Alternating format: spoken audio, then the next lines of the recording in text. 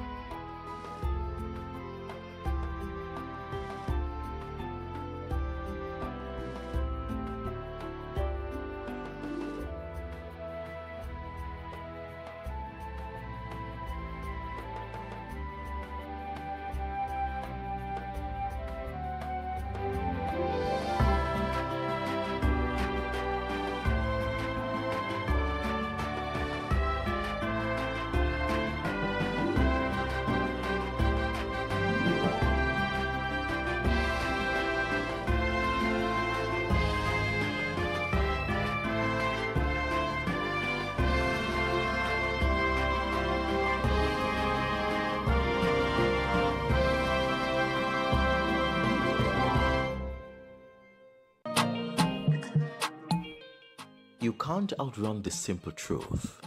There is just something about Jamaica.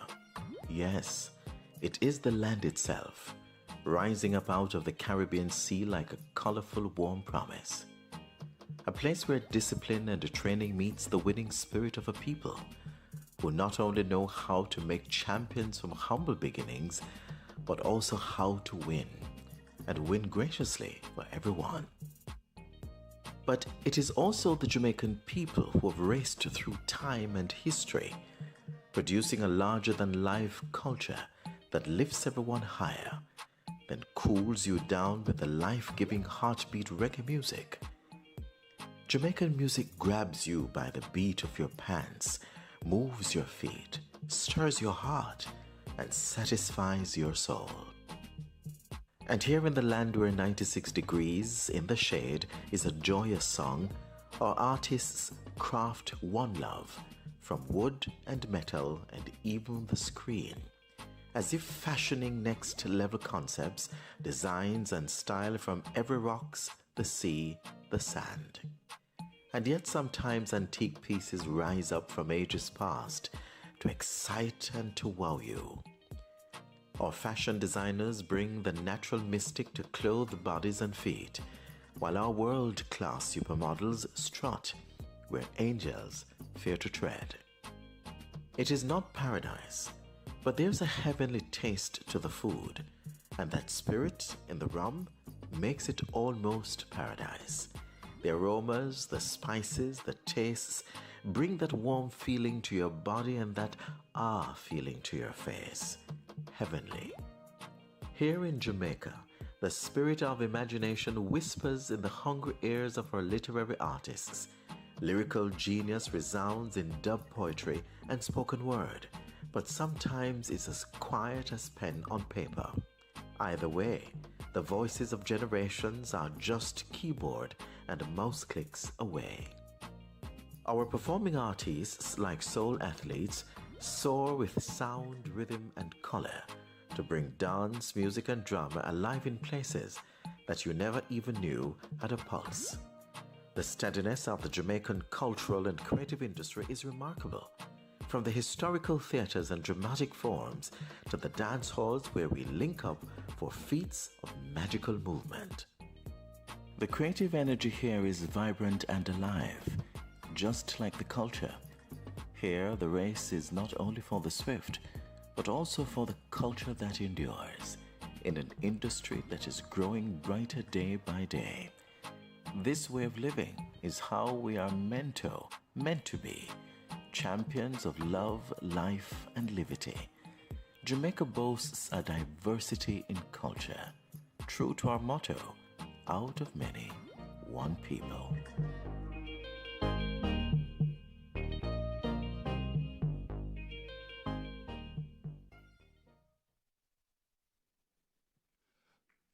Please welcome to the stage Rainice Barrett, a soloist with the University Singers, performing To Dream the Impossible Dream.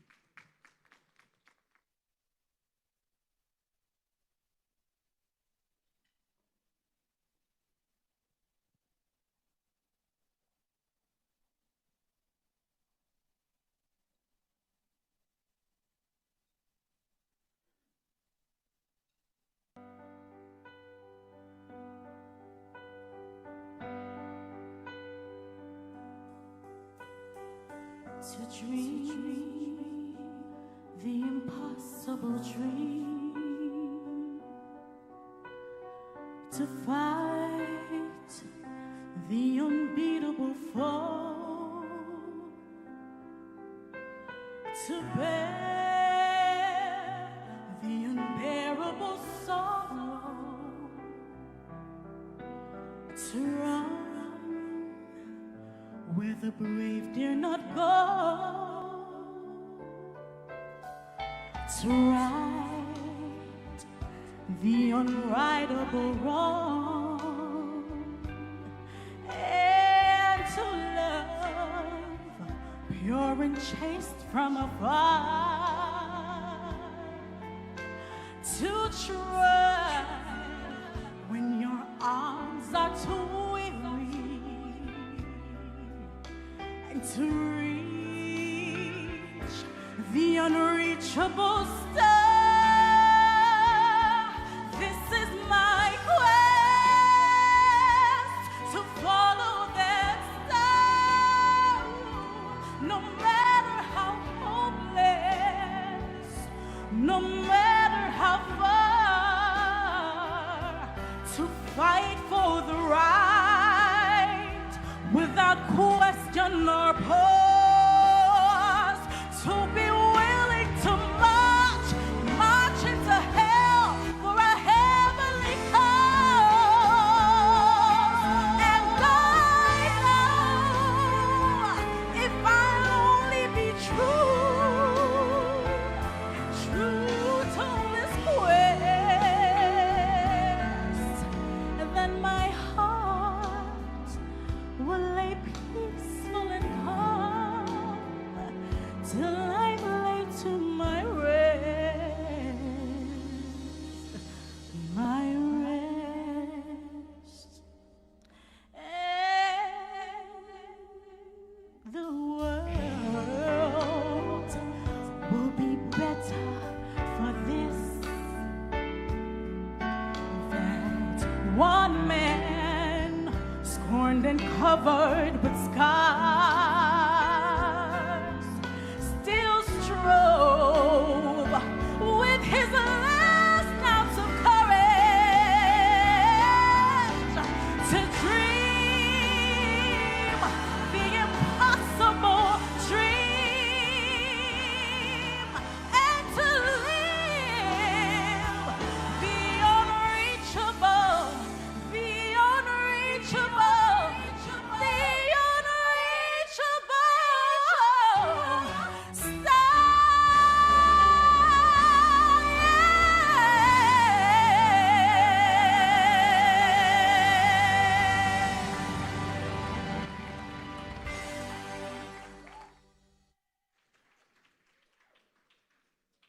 Please welcome to the stage our hosts for this morning, Dr. Terry Carell Reed and Roshane Rushcam Campbell.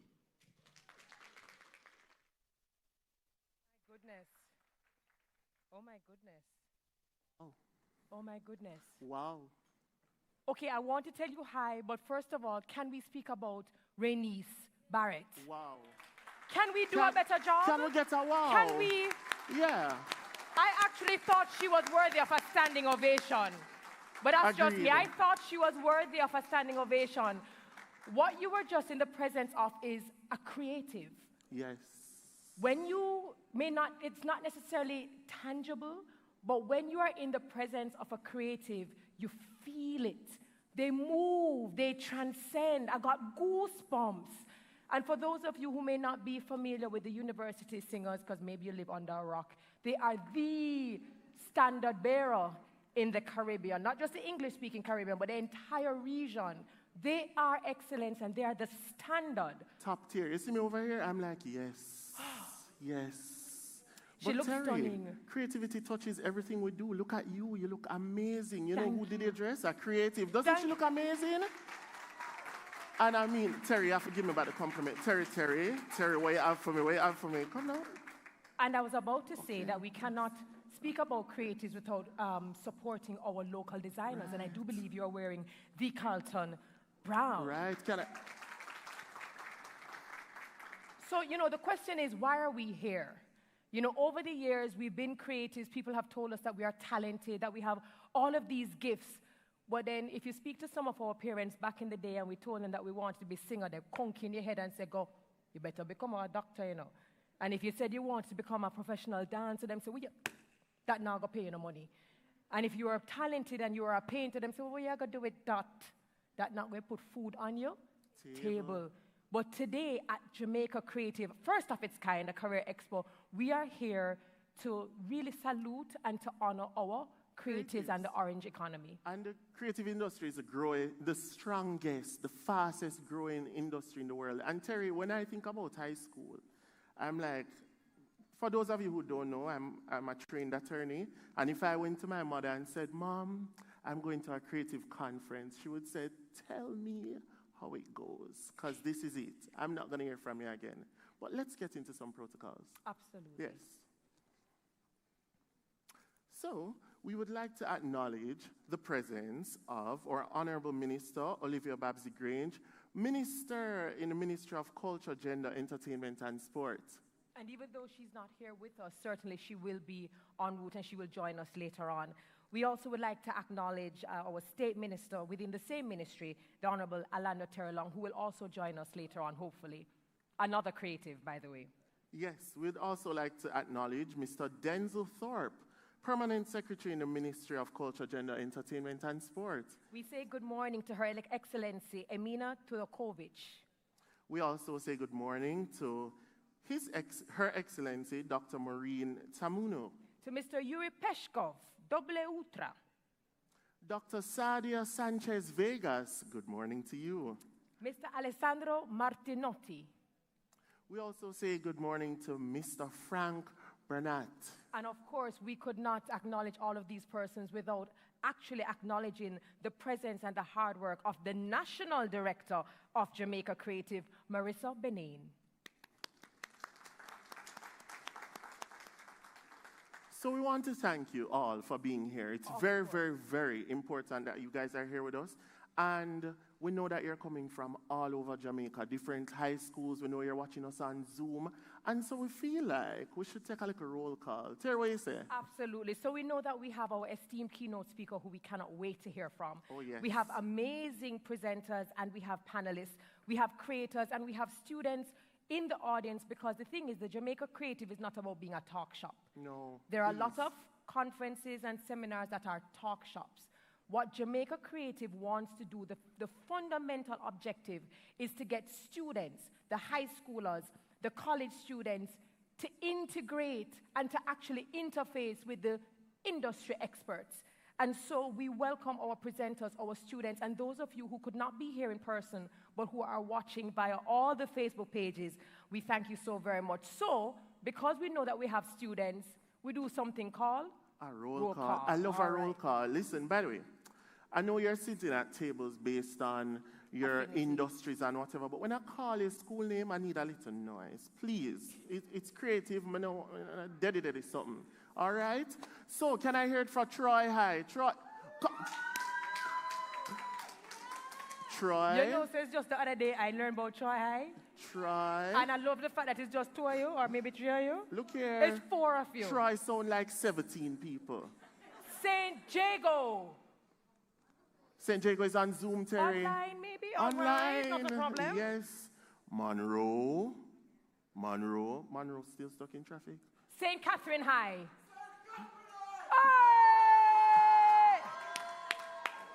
I born and raised in Portmore, 27 years of my life. Big up St. Catherine High every single time. Early. I love that. So let me hear it for Manchester High. Are you here? Why me call the school name? Cornwall College? All right, Terry, all right. Bridgeport High. No, Bridgeport High, I'm going to need something more. You know Bridgeport. You Bridgeport High. Woo! All right. St. Catherine, please. Bridgeport High is like 5 minutes from our house, and I thought you guys were going to do like a real, welcome Bridgeport High. St. Hughes? The Swans? No. Terry, can I go a little up and then come back? Can I go to UA? UA, are you here? Wow. Terry, which school you used to go? What about? Which school you used to go, Terry? Which school you used to go? Campion College. Campion College, ready strong? Ready strong? No? Ready strong. All right. What about Mount Alvernia High School? On Zoom. Zoom? Oh, UTech? Big ups to UTech. I have a student or groups of Herbert Morrison. Herbert Morrison, one student. Shout out now, please. No? Love that. Thank you to all one of you. Okay, Woolmers. Present students. But we appreciate you for representing Delia and Mikey over there. Kingston College. I never saw the son when I win Manning Cup, I knew he was going to say that. How about VTDI? Vocational Training Development Institute. Fantastic institute. All right, they might be on their way, or maybe they're joining us via Zoom. That's all right. We're happy that everyone is here. Absolutely, All absolutely. Right. So, Terry, I would like everyone to do me a favor. Look on the table, in the center of the table, you see a nice card with a QR code. It unlocks something very special. You see, everybody, it's like, prize. I just love people who get it. The Yeah. students know exactly what to do. There's a QR code. When you scan that code, you should get access to this beautiful, perfectly curated digital magazine that will give you more information about the objectives of this Jamaica Creative Career Expo. And more information on our panelists. Absolutely. And what industries are available, job opportunities, occupation, and so on. All right, so I think that is it for housekeeping. Again, thank you so very much to those of you who are watching via Facebook, whether it is the MCGES Jamaica page, Jamaica Creative 876, our streaming partners, PBC Jamaica and the Jamaica Cultural Development Commission. Thank you so very much for being here. We cannot wait to get into the discussions. And so, the show begins. Now, when I think of trifecta, and I think of triple threat, I think dance, acting, drama, and a little song, I think of the stalwarts, Ashe. They've won wonderful, amazing international awards. When them sing and bust the place and dance and everything, everybody just say, woo, woo, woo, can I get a woo, woo, woo? So can I get a woo, woo, woo for Ashe? I never mean real woo, woo, woo people. Round of applause for Ashe as they present This Is Me.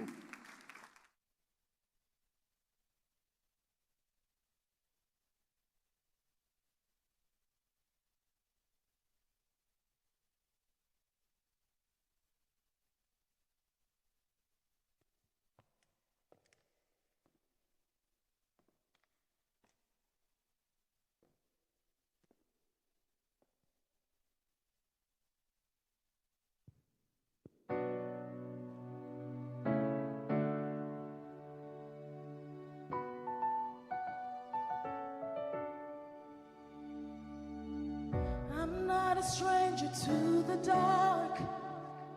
Hide away, they say. We don't want your broken parts. Learn to be ashamed of all my scars. Run away, they say. No one will love you as you are. But I won't let them break me down to dust. I know that there's a place for us, for we are glorious. When the sharpest words wanna cut me down, I'm gonna send a flood, wanna drown them out. I am brave, I am bruised, I am who I'm meant to be. This is me. Look out, 'cause here I come. And I'm marching on to the beat I drum. Not scared to be seen, now make no apology. This is me.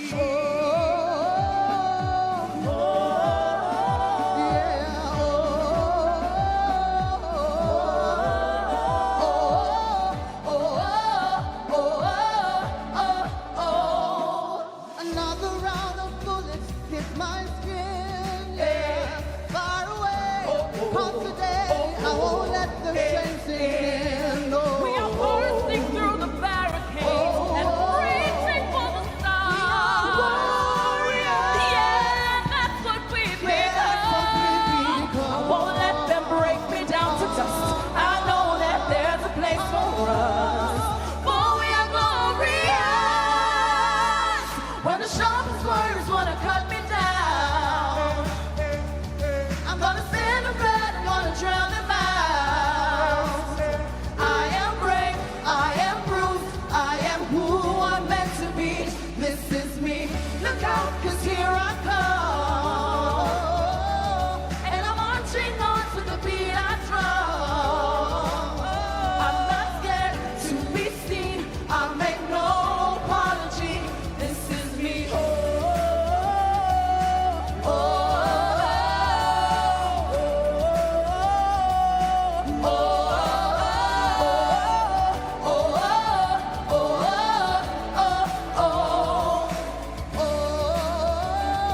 And I know there's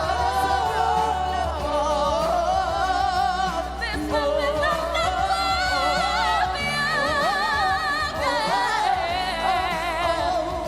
when the sharpest words wanna cut me down, I'm gonna send a blood, gonna drown them out. I am brave, I am bruised, I am who I'm meant to be. Look out, 'cause here I come. And I'm marching on to the beat I drum. Yeah, I'm not scared to be seen, I'll make no apology. This is me.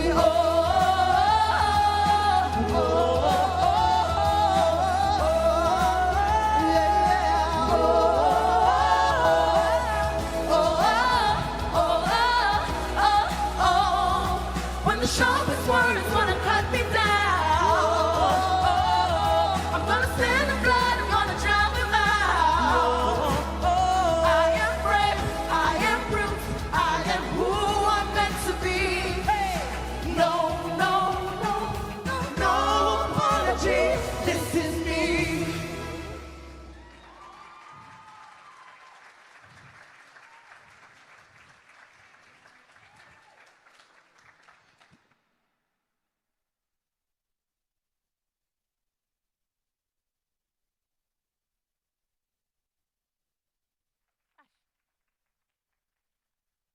Thank you so very much.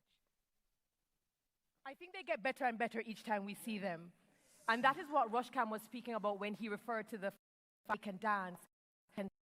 And I've had the privilege of seeing Ashe perform on world stages, and I consider them to be ambassadors of Jamaica. Every time they step on a stage, you get the feeling that you're in the presence of authentically what is And I it feel is to like be a lot of Jamaican. homegrown talent comes from Ashe. When you look at people who have made it on the international scene, they started at Ashe. Ashe, you can start at Ashe from 5 all the way up here. Absolutely. Yeah. And the song is not by chance, right? This No, is me. this We is have me. persons who are in traditional institutions who are studying maybe traditional subjects and careers, and there's nothing wrong with that. And sometimes they feel out of place because they are really meant to be creatives, food, fashion, performing arts, film, sport. And sometimes we feel out of place because we don't feel as if our place is necessarily there. And so when you hear the words of the song saying, "This is me," and this is what Jamaica Creative Career Expo is all about. And I'm happy to be here because I feel like this is an opportunity to empower the next generation. Because, you're just like, boy, how am I going to do it? And this gives you the roadmap, or sort of a roadmap, in how to get there. And the panelists will definitely help us to figure it out. But before we get to the panelists, I have a challenge for you. Lion King challenge. Tell me more. I'm going to... Tell me more. Oh, what you have? Tell me more. Dance? Give me a tour. Tell me more. Give me a... because I did tell you. No, I said, singing that time is now. To it now.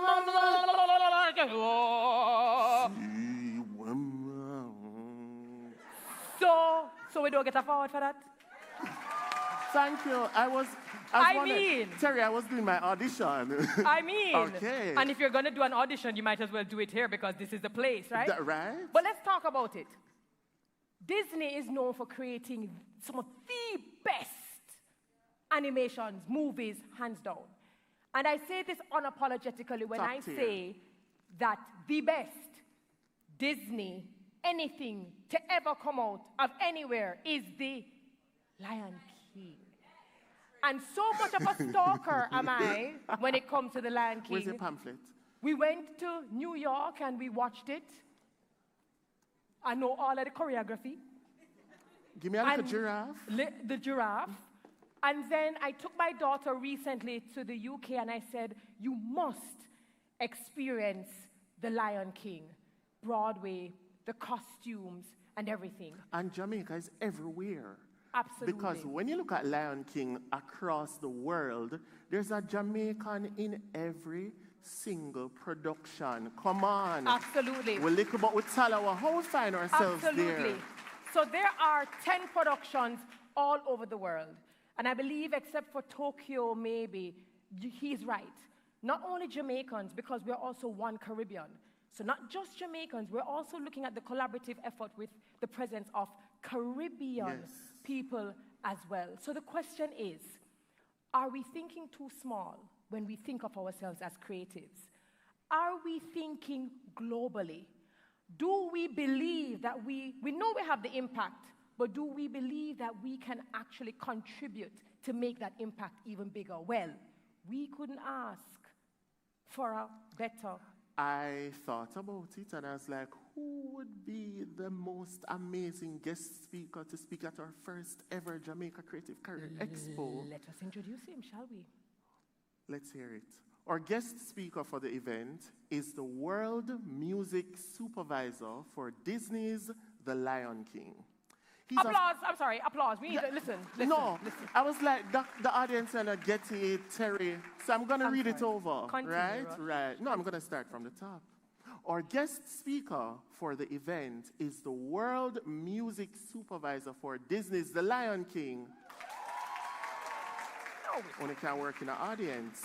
He's of Caribbean descent and is the first and only Black man to ever hold this position with the Lion King.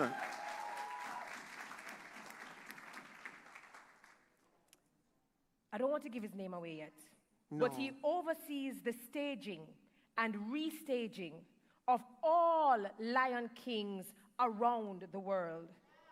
He also auditions all the singers for the musical. Can I hear that again? This is when I'm going to hint, I'm going to wink to all of the singers, them in the room. If you want to just burst out in song for absolutely no reason, this would be the place to do it. He also auditions all the singers for the musical. And he also intends to host voice workshops while he's here in Jamaica. And in case you're asking, because we did say he's of Caribbean descent. I heard him this morning on Smile Jamaica with Delia Harris and Marissa Benain, and he said, unfortunately, I'm not Jamaican. You got stripes for that? You got stripes for that? Close enough. He said, but I am Bayesian, and I said, don't worry, we claim all of you. Land of the flying ship. Ladies and gentlemen, yes. Students all, those of you who are in the room, those of you who are watching via Zoom, please put your hands together for the one and the only Mr. Clement Ishmael. Clement Ishmael. Clement Ishmael is a British-born Canadian composer, conductor, and arranger. He is currently worldwide music supervisor for Disney's The Lion King. Conducting credits include Abbey Players Opera Company, Addison Jazz Ensemble, and West London Gospel Choir. West End credits include Five Guys Named Mo, Ain't Misbehaving, and Smokey Joe's Cafe. He has also written and arranged the music for numerous shows and plays. His classical compositions and arrangements have been performed worldwide, as well as being broadcast on television and radio. A concert of his songs, Deep Like the Rivers, was performed in Toronto and in London and is due to be performed again in 2022. His latest project is the music of the musical Playboy of the West Indies, which will be open in Birmingham in June as part of the Commonwealth Games.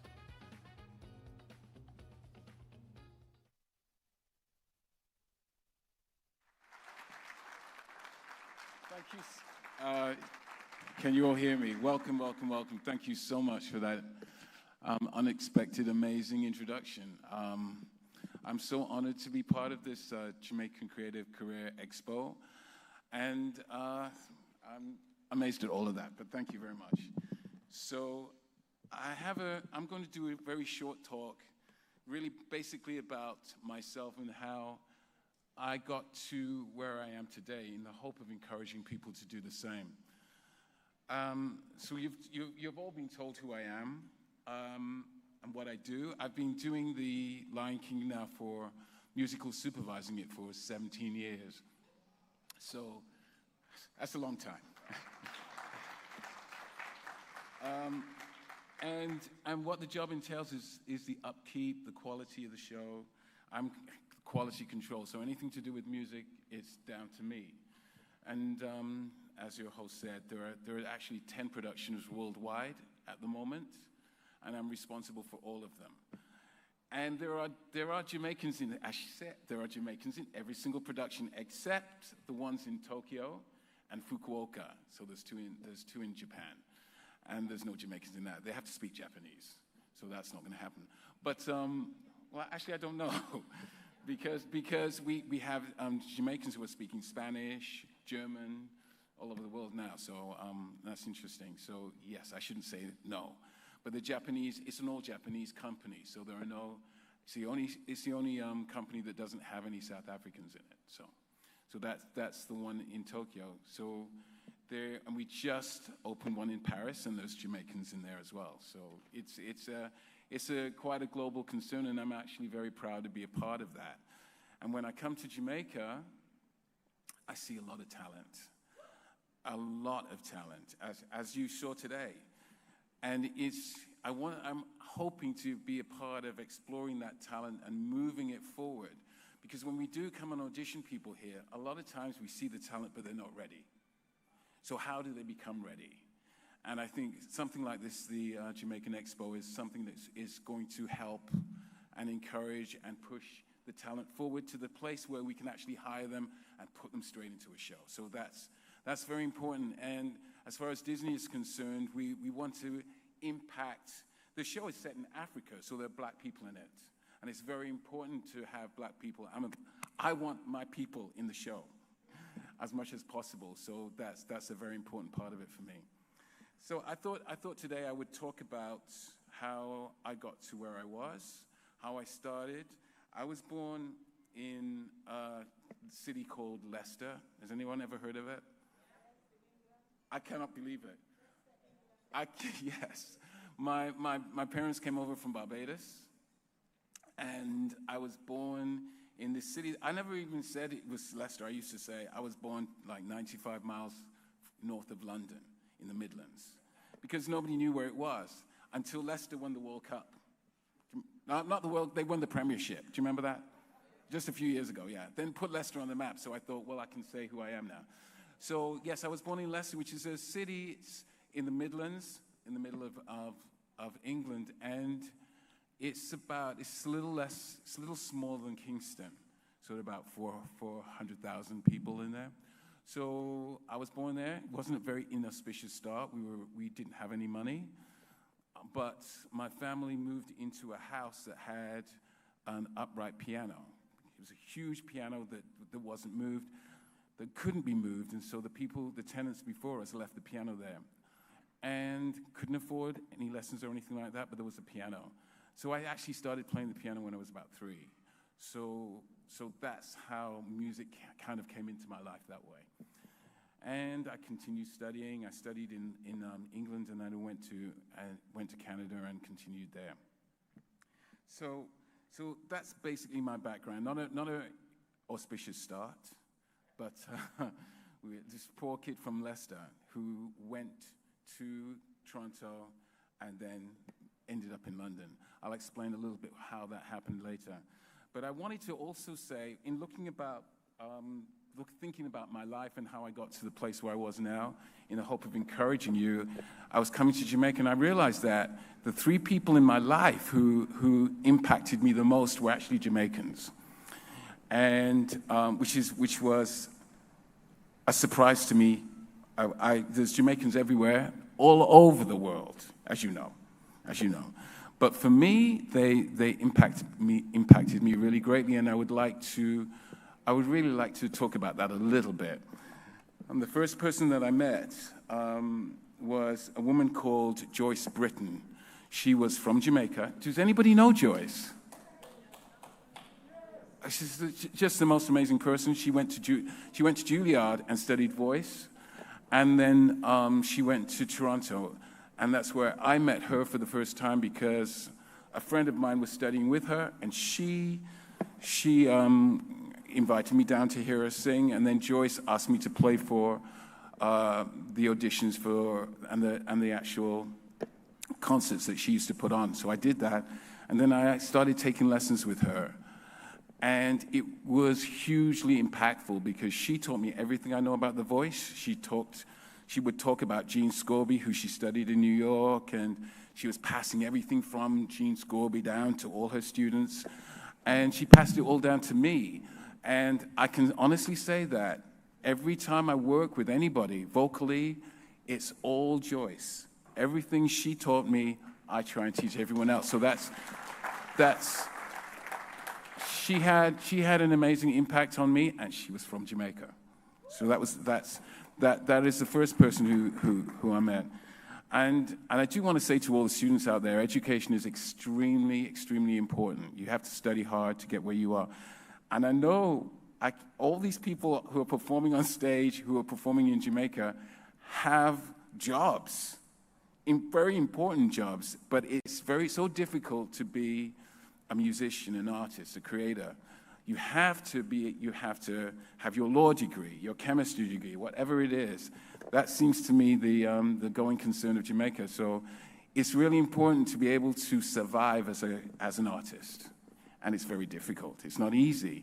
So I want to be part of the process to help people who need that, who need the encouragement, who needs the support. And it's financial support. Everybody, is there anybody in the house here? It's financial support as well. That's what people do need in order to achieve. And you have so many people away from home in other parts of the world who are flying the Jamaican flag. They really are. And it's the creatives that are doing that. Not just the creators, but they are doing it a lot. So the second person that I met was her name was Denise Narcisse-Mayer. Does anybody know her? Has anybody heard of her? Denise Narcisse-Mayer? She was a professor at Queen's in Canada. So I moved to Toronto. I continued my studies there. I went to U of T. And with Joyce, I started to sing. And so I joined a choir at the university. And Denise was the conductor there. So she was fierce and scary. And I don't know what, she impacted me completely because of her passion for music, but she took no prisoners. She was that kind of person. She was a black woman that was out on a mission. She conducted the choir. We did 2 European tours with her. It was amazing. It was an amazing experience, actually, being under her tutelage. But I was very scared of her. I really was, to be completely honest, because she was so fierce. And after a couple of years, we did 2 tours. She asked me to be her associate conductor at the Royal Conservatory of Music in Toronto. And I was really nervous about doing it. But I thought, yes, I'll do it. It's not going to be easy, but because she's a tough person. So I did. And after I did that, after I made that decision, I didn't live to regret it, but it was very, very tough. She taught me how you always need to be prepared for what you do. There was one incident which gives me palpitations when I think about it now. I had to rehearse. We were rehearsing it was actually a Bach chorale. Hadn't practiced. I thought I was good. I thought I could sight read it. I came to rehearsal, and she ripped me apart because I couldn't play it perfectly. And I never forgot that. She castigated me upside down, sideways, left and right, in front of everyone, of course. So I was totally humiliated. But I'll tell you one thing, I have never gone into a space unprepared since then. And I honestly do think, as tough as it is, we need those people in our lives who are going to say, you need to do this. And for me, it was Denise Narcissus-Mayer. She taught me what it meant to be a proper practicing musician. And she pushed me on the road to conducting. And I did not realize it at the time, but she was just tough on me because I was black. I was the only black person in the choir that time. So it was hard, but she stood me in good stead. So I'm publicly thanking Denise. She's passed. Denise Narcissus-Mayer, another Jamaican, for that. So thanks to her.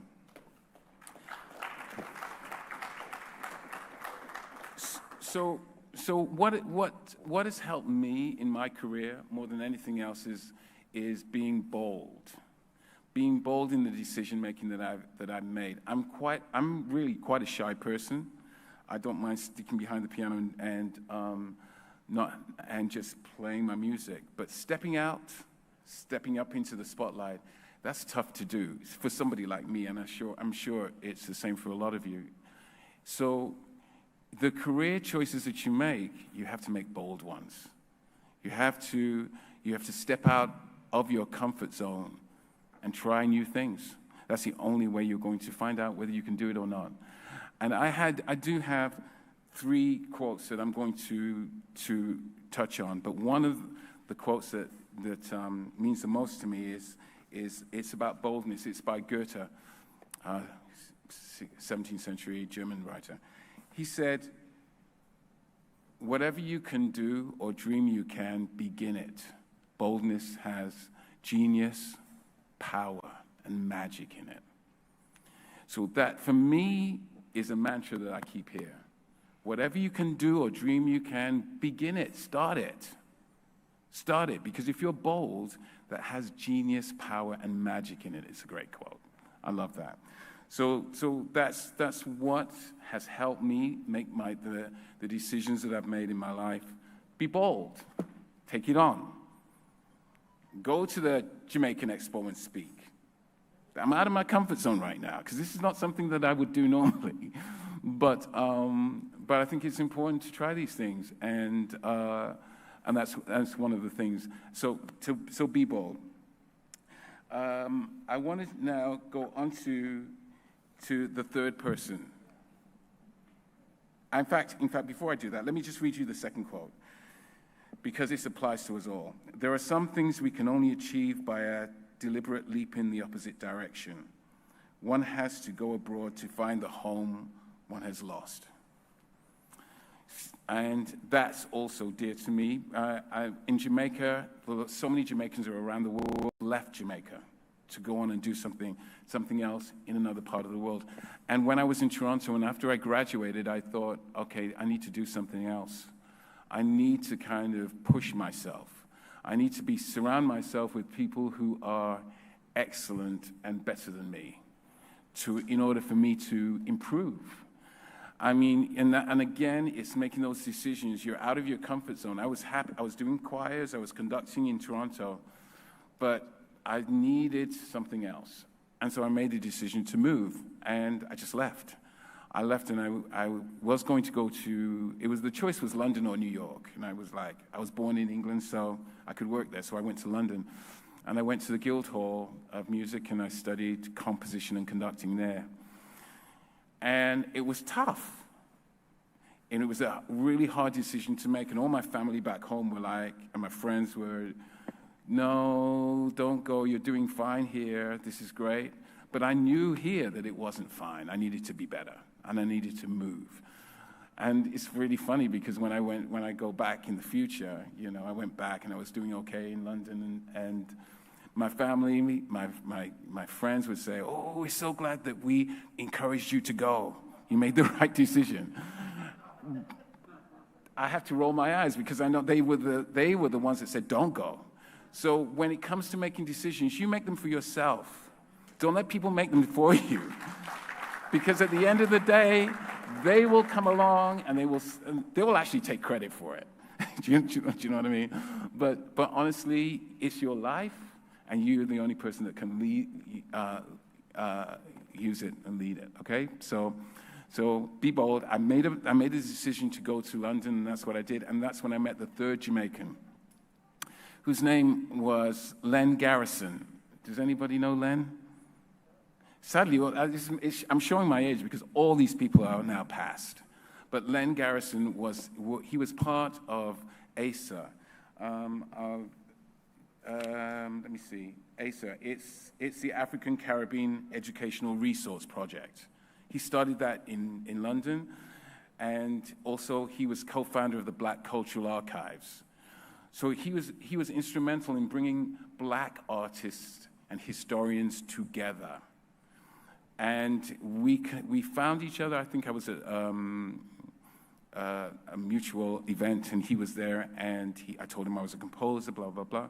And that just lodged in his brain, and the next minute, you know, he had commissioned a work from me. And I wrote the Marcus Garvey Suite, and we performed it at the Queen Elizabeth Hall.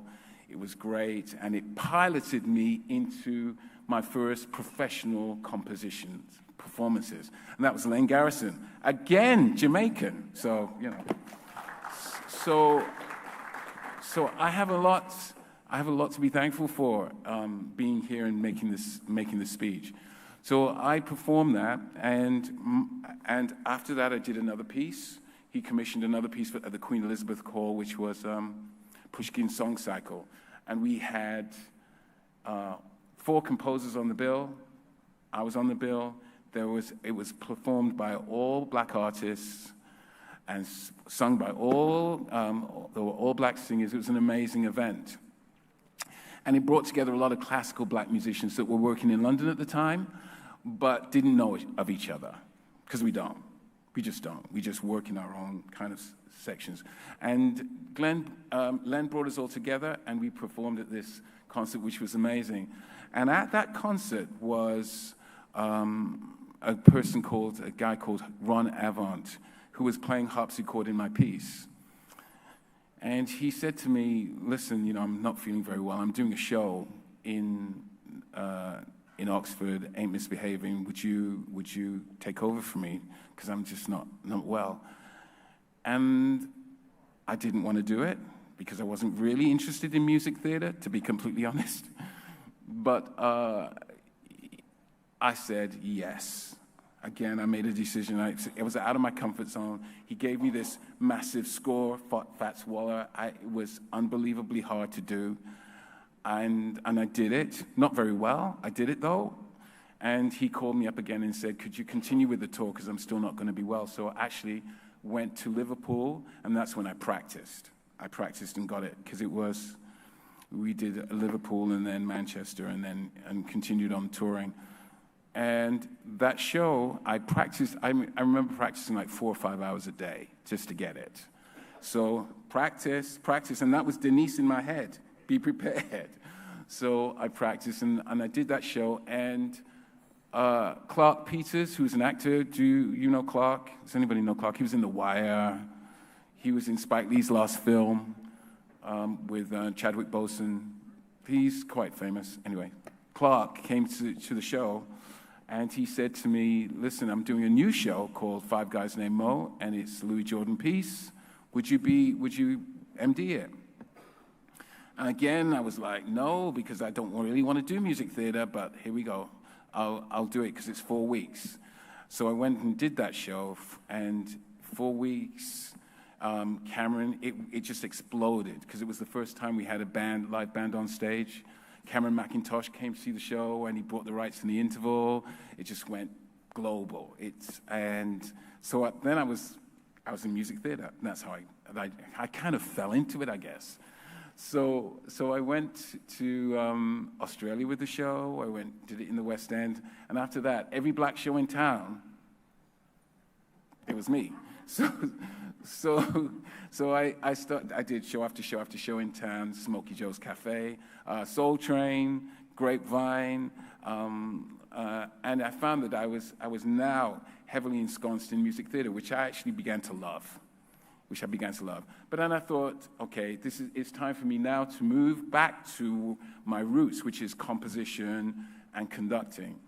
And a friend of mine came to see me. I was in Smokey Joe's in the West End at the time. He said, listen, I'm doing a new show called The Lion King. And it's great. Why don't you do it? And I was like, not really, because I'm thinking about leaving. I'm thinking about going back into my writing more full time. So my agent said, go see it, because it's amazing. So I went to see it in New York. And then I thought, oh, maybe I could do this. Because I'll tell you what the impact it had on me was, I love it. Yes, it's set in Africa, and there are a lot of black people in it, but it's not just a black show. They compartmentalize us all the time. Let's do this black show. Let's do that black show. Let's do that other show. But this is a show that involves everybody, but it focuses black people. And that was the difference for me, and I thought, this is different. This is, and the music was great, and it was written. And I had met Lebo in London. I did an event with him with the gospel choir, and I was playing for it. So he told me about the show also. So I got it from both sides, and I thought, yes, I can do it. And that was in 1999. So I came, and I conducted the show. Associate conductor. I took over after a year, and then I started supervising Europe, then Asia, and then the world. And here I am. So I just want to say you don't know where life is going to take you. But you have to be flexible and take these opportunities as they come. You don't know where they're going to lead, but be bold. Take them. This is not what I expected to do. If you spoke to the 17-year-old me and said, what would you be doing in your career? It would not be this. It would not be this. But my choices have taken me to this moment, and now I have the influence of Joyce Britton, who I'm teaching people how to sing in the show. She's right there. Denise Narcissus-Mayer, who tells me, be prepared in everything you do. Len, who is telling me, you can conduct, you can write your own music, present it and do it. These voices are still going around in my head, and I feel that I've come full circle now because I feel I can do anything. Yes, I am doing, we're actually auditioning now for the new musical Playboy of the West Indies, which I wrote the music for, which is hopefully opening. It's opening in June, in a few months. So all these things, I don't think I would have had the courage or the energy to do without the people who were piloting and pushing me, and the fact that I'd made difficult decisions at crucial points in my life. So I would encourage you all to do the same. Since I was speaking about 3 Jamaicans who had an impact in my life, I went to 3 of my friends from Jamaica who actually live in London, and I said, listen, I'm going to be going to Jamaica and doing a little talk. Would you send a statement for me? would you give me a statement? And so they did. So I want to read them for you now. The first statement is from Shelley Maxwell. So I spoke to Shelley. For those of you who don't know, it seems as if you mostly do. She's working all the time. She's an extraordinary movement director, choreographer, and she's just finished. She just did Harder They Come, which is in the West End. She's working on a movie right now. She's just always working. So this is what Shelley says. Believe in yourself and what you have to offer. That self-belief will provide the important fuel for the long path to realizing your dreams. That's Shelley. So, the second Jamaican is David Blake. Very popular, David. So I met David as a dancer. And David now is, literally, he's acting and he's performing in the show right now as Banzai. He's playing one of the leads. Singing, he's not dancing so much, he's singing and acting in the show right now in London. He does his choreography, he's done a lot of stuff. We've done one piece of music together, which was amazing. So, yeah, and of course, I know David was going to say something about taking advantage of your situation where you are. So this is what David says. He says, bloom wherever you have been planted by taking advantage of the opportunities you have in your life. And most of all, be grateful. That sums up David to me a lot. So, David, thank you. And finally, Joanna Francis. So Joanna is an actor, fantastic actor and singer. And this is what Joanna says. Take that chance, even if it's a road less traveled. You can never win a battle you've never fought, and you will never predict the outcome of something you've never tried. No journey taken in life is void of risk, so you might as well choose to take said risk on something that makes you happy and fulfills you completely. That's Joanna. Thank you.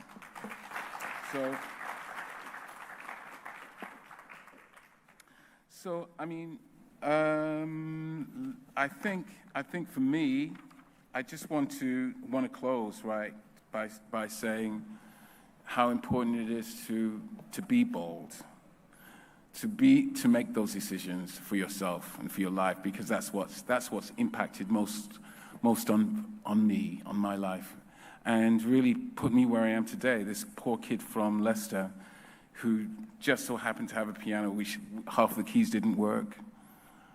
I have moved step by step by step by step.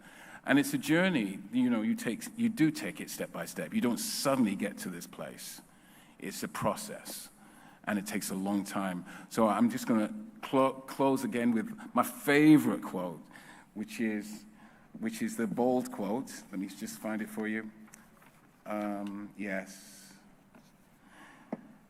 Whatever you can do or dream you can, begin it.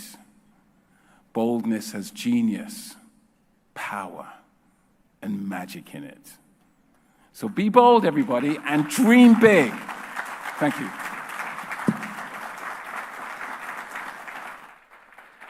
Thank you so very much. I think we can do a better job than that, right?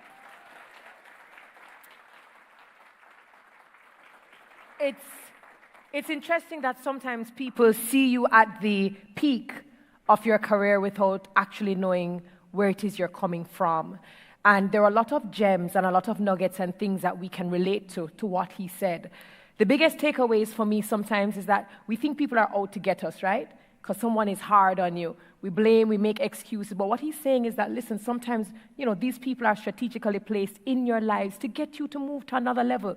So as creatives, we can't be egotistical. You have to drop the ego, and you have to be willing to be open and to learn. The other ones, of course, is that preparation will eat talent for breakfast, lunch, and dinner. So no matter how great you think you are to always be prepared. He spoke about hard work, good work ethics, experimenting, being bold in the decisions that you make.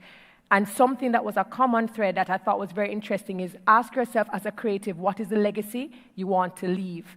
He's standing here in the position he's in because of the legacy that was left by people who impacted him. So as a creative, the idea is not for you to just be me, me, me, me, me. It's all about me, but it is how will I impact the people who I come in contact with? Sir Ishmael, thank you so very much. So going back to the objective, and we have a fantastic announcement that we'd like to make at the end, right? Because I told you that it's not a talk shop. What this is putting you guys in the same room with industry experts. But at the end of the day, some of you will get internships. You will be gifted with the opportunity of making an impression with some of the panelists who are here, correct? And so you would have handed in some resumes, and we just want you to stay around to the end to find out who those persons are. So what has the Jamaica Creative done? They looked at the orange economy, they looked at the topic that is creative industries, and we've broken down the panel discussions into 4 areas. The first panel discussion that we will be starting will be the performing arts. And hello, welcome, welcome, thank you for being here. So we'll be starting with the performing arts and film. And at this time, we'd like you to meet the panelists. The real-life heroes of stage and screen are seen behind the scenes. They may not stop bullets or leap over tall buildings, but their magic is in their contributions to our cultural and creative industries. Delia Harris, Saeed Thomas, Michael Holgate, and Greg Sims are creative producers and professionals of the first order. Their body of work stands out strongly in the businesses and institutions they develop, manage, or lead. CEO of DMH Productions Limited, Delia Harris has steadily made her mark as a writer, actress, producer, and director, mounting several award-winning and critically acclaimed theatrical and television productions. Among them are Jamaica's top-ranked television dramas Ring Games and Thicker Than Water. A multiple nominee and winner of Jamaica's Actor-Boy Awards, she has penned, produced, and directed 14 stage plays. Her work in theatre has earned her a place in the Caribbean Hall of Fame, the Bigger High Achievers Award, and the Flair Magazine Distinguished Woman Award. Delia was also recognized by the All Woman magazine as one of the 20 women who rocked 2020. She is the convener of the Jamaica Women in Theatre Festival. Channeling passion into a career, Saeed Thomas is a creative professional who worked his way from the ground up. He is the co-founder and managing director of M1, a Jamaica-based full-service video production company that aims to deliver creative, cost-effective solutions for video content. Their curated staff and network of video creatives represents the evolution of the video production industry. A recipient of the 2020 Prime Minister's Youth Awards for Arts and Culture, Saeed's journey has taken him from being a stage technician in 2012 to backstage assistant into stage management and audio for film and video. He has collaborated on projects with renowned international companies and organizations such as Hulu and UNICEF. Saeed has worked on numerous short films and was selected as a participant of the Clermont-Ferrand 2020 Euro Connection program with his script Black Girl in the Ring. His most recent produced work is a Jamaican short drama, Sugar Cake. Holgate, as artistic director, works alongside executive director Conroy B. Wilson to lead a team of multifaceted performers, content creators, teachers, and social intervention specialists. Holgate's work extends to the University of the West Indies, where he is the head of the Philip Sherlock Center for the Creative Arts. His extensive body of work includes Garvey the Musical for theatre, the webisode TV series Chill, and recently he directed and co-wrote the film A Jamaica Independence Story for Jamaica's 2021 Independence Day celebration. Greg Sims is the Director, Events Management and Production at the Jamaica Cultural Development Commission. He is a consummate creative producer, operating as coordinator, stage manager, curator, and manager of festivals, concerts, and dramatic events. The Jamaica Cultural Development Commission, JCDC, is a dynamic cultural agency of the Ministry of Culture, Gender, Entertainment, and Sport. With a strong brand Jamaica flair and vibrancy, it has positively shaped the image of Jamaica through its many functions, which include promoting cultural programs, annually organizing independence celebrations, stimulating the development of local talents. For over 50 years, the JCDC has been the prime vehicle developing Jamaica into a cultural superstate. Its contribution and impact on brand Jamaica is unquestionable. Greg Sims is also a highly respected music arranger and musical and choir director of the Jamaica Youth Chorale. Please welcome our panelists.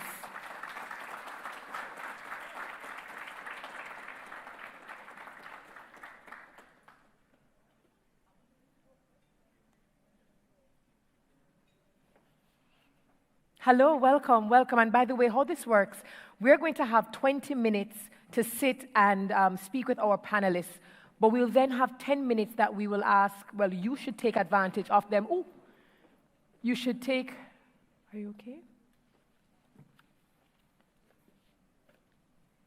We're just making sure that she's okay.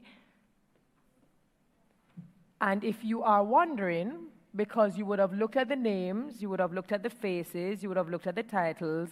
The lady who just came on the stage is the one and only Maxine Walters. Yes, please give her a round of applause. And we cannot speak about production and film without her, but I think you might be.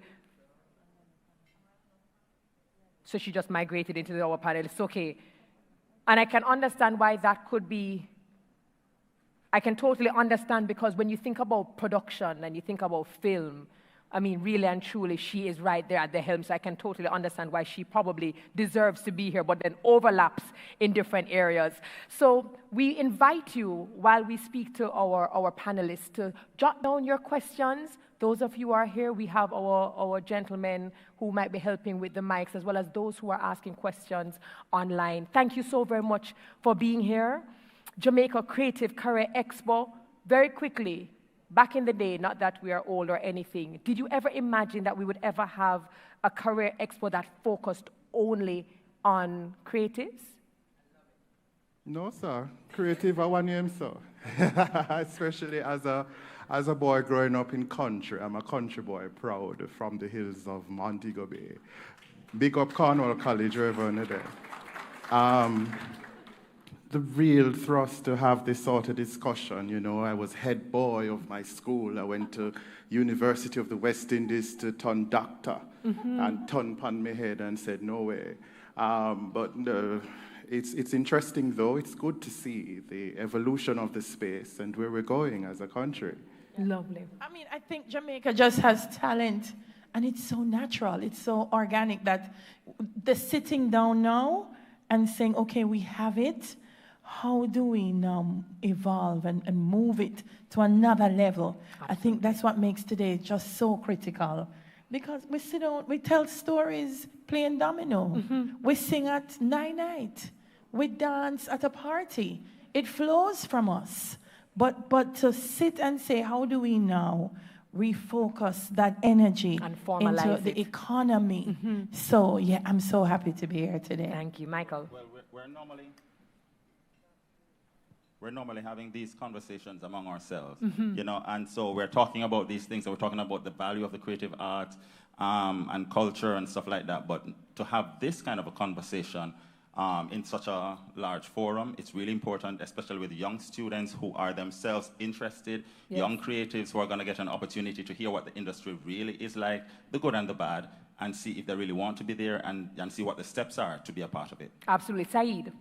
Yeah, I never expected to even be a creative per se. I went to UE to study geography. So, I mean, just being in this space, and it represents an evolution, it represents growth, and it represents a broader perspective as to what we can do with our talent, for sure. All right, thank you so very much. I don't think I've ever met anyone who said they went to school to study geography, but I'm sure you probably use, you know, you're probably using the knowledge that you gained in the areas that you're in now. So this topic is performing arts and film. And sometimes when we hear film, there's an excitement. Everyone wants to do, you know, the film, the movie industry. But then performing arts, I want to get into that because sometimes we speak to students and they can't quite define what performing arts is, or how it could possibly impact them, or how it could be something that they can monetize. Daily, I'm going to come across to you performing arts for persons who may be here, not sure of the career path they want to get on. They hear performing arts and they think, nah. What is it? How do you define, or how should we define the performing arts? I'd say, first of all, is there a career that performing arts can't get you in? There are so many of us who work on television, and our base really is the performing arts. And sometimes I say to people, what kind of job you want me to do? Because I can't act it out. What you want me to be? Yes, you want me to come in the room and pretend to be a doctor? I can't act it. I can't act it. And so the arts really is, it's dance, it's singing, it's I think it's just an expression of, and an extension of who you are in whatever form you have the ability to do that. And so have you ever seen a motivational speaker? That's a performance art. So performing arts is in everything. It's the security guard when you park in a car park. It's the person who meets you at the front desk. Performing arts is a big part of tourism. When you go up on the plane and the flight attendants start tell you, ladies and gentlemen, you exit through there, and it's performance art. There is no job you can get when you develop your art as a performer. May I just say something very quickly, Absolutely. please? Just that is also one of the issues and the problems that we have, in that everybody in Jamaica thinks of them as an artist. So because everybody is an artist, why should I pay to see an artist on stage? Why should I pay to see you dance? Let's why should talk I pay about it. Because everybody can dance, everybody can sing, everybody can act. And so if I can do it, why would I pay you? And so there's something that we need to talk about, another conversation about professionalizing of the arts within that context. And it's interesting you should say that, because I think a part of what the Jamaica Creative is trying to do is to establish this directory, right? We're trying to make this something that is not just to be seen as, professional, but that these are persons who have taken the time to hone their craft, and they are available to offer these services in a manner, of course, and you shall pay them for it. But I'm going to come back to you, but I think Gregory wanted to add something. Yeah, I just wanted to pick up on this conversation. Michael is right. Everybody a dance when everybody a dancer. Right. That's one thing. Everybody can sing, but not everybody a singer. Darling. Right. But I want us to, I'm challenging us and the generation after me, look at me sounding ancient. We must reimagine how we think about academic pursuit. A part of the legacy that's been handed to us is that bubble is that study is that, you are geography, you do this. But there's an interdisciplined way of looking at academic study and life and interests, where you must believe, especially our university students, be liberal in your approach and engagement with opening your mind. This is someone who was both in pure and applied at the time and the humanities. And that is the way of the world right now. Think, broaden your scope, go where you feel like you're ukum there. And I don't know if me can tell you what ukum means to me. To me, it may mean something to everybody else here. It's where who you are meets why you are, where your purpose connects easily with who you are. It makes you happy, it feels good. It's the part of you I go, when you hear a song or right, And if you connect that, you can go in any field and do you want to and dabble and ensure and then just learn and grab information and be fascinated with life. And I suppose, I know that everyone has always said, and I saw this tweet, especially at the top of the pandemic in 2020, and the tweet said something to the effect of, remember in your darkest times, your happiest times, your saddest times, that you turned to creatives. And it's true. We turned to music, we turned to dance, we turned to movies. And so they were saying that creatives and creativity touches absolutely everything. So there does not need to be this divide between the traditional subjects or the traditional careers and arts, but why not have, it being intertwined? Saeed, especially not in Jamaica. Especially there. Saeed, I know how I met you is that you have been the producer for me many times when I have done live, always in the background. And I think that whenever we speak to a lot of students and we speak about film, or even the performing arts, they think or they want to be the talent that is on camera, because naturally that's what everyone sees, right? That's the person who's the face and the voice. And yet still, having worked with persons like you and of course my colleagues in the back, we realize that on-camera talent can't look good without the work that is put behind the scenes. So I want you to help these students understand, those who might be going into film, help them understand the depth of what that looks like and what you do specifically. Heavy. All right, well, I think I'm a jack of many trades. I'd say I started off doing audio. I actually did audio engineering for phase 3. And that's where I learned many things. Actually, I should say I started off in theater. So I started off in theater, which would have helped me to learn the fundamentals of production, for sure. So I would have even something as simple as always wear black, professionalism. Yeah, so I started off in theater, and then I transitioned into TV. And through that, I learned various practices. So it would have been audio engineering, it would have been stage management, it would have been lighting, it would have been producing.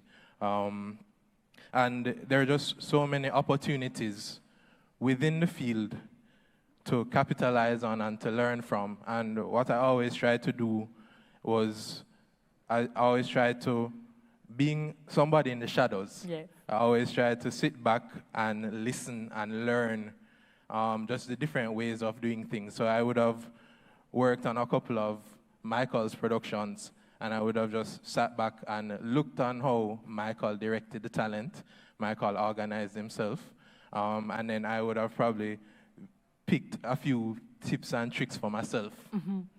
And then make it yours. Pardon? And make it yours. And make it mine, for sure. So, I don't know if I answered your question, or if I am answering your question, but yeah, so today I produce more, so I don't do audio engineering as much, but it's still a passion. And for producing, especially people like yourself, it's very nuanced sometimes. Definitely, I would have to look through. I am the creator of the show, the look and feel of it. Looking through the script or building the script. I am communicating with my host. Some hosts are very detailed, such as yourself. Some hosts do it on the whim. And I mean, it is just building that relationship and being very detailed and having a vision, for sure. But the beautiful thing with our industry and with what we do is that you are able to have a vision and you are able to materialize that vision. And not many industries give you the opportunity to do that. To do so. All right, Daly, I'm coming across to you. Looking at local talent, right? We are looking at the fact that Netflix and all of these different streaming platforms are carrying content all over the world, and we are all logged in. And yet still we have quite a lot of actors, actresses here. Your shows, for example, I've gone into offices and heard people talk about the drama and the plot and what is coming next. The question is, we all know that we have this talent. It is something that we've heard, we grew up, we know it's in our DNA. In terms of the money, the monetization, taking this talent, taking this passion, and turning it into something that is a livelihood, and getting the support of corporate dollars or funders or grants. Is it easy? Is it hard? What are the things that our students need to be thinking about if they want to be content creators within the performing arts?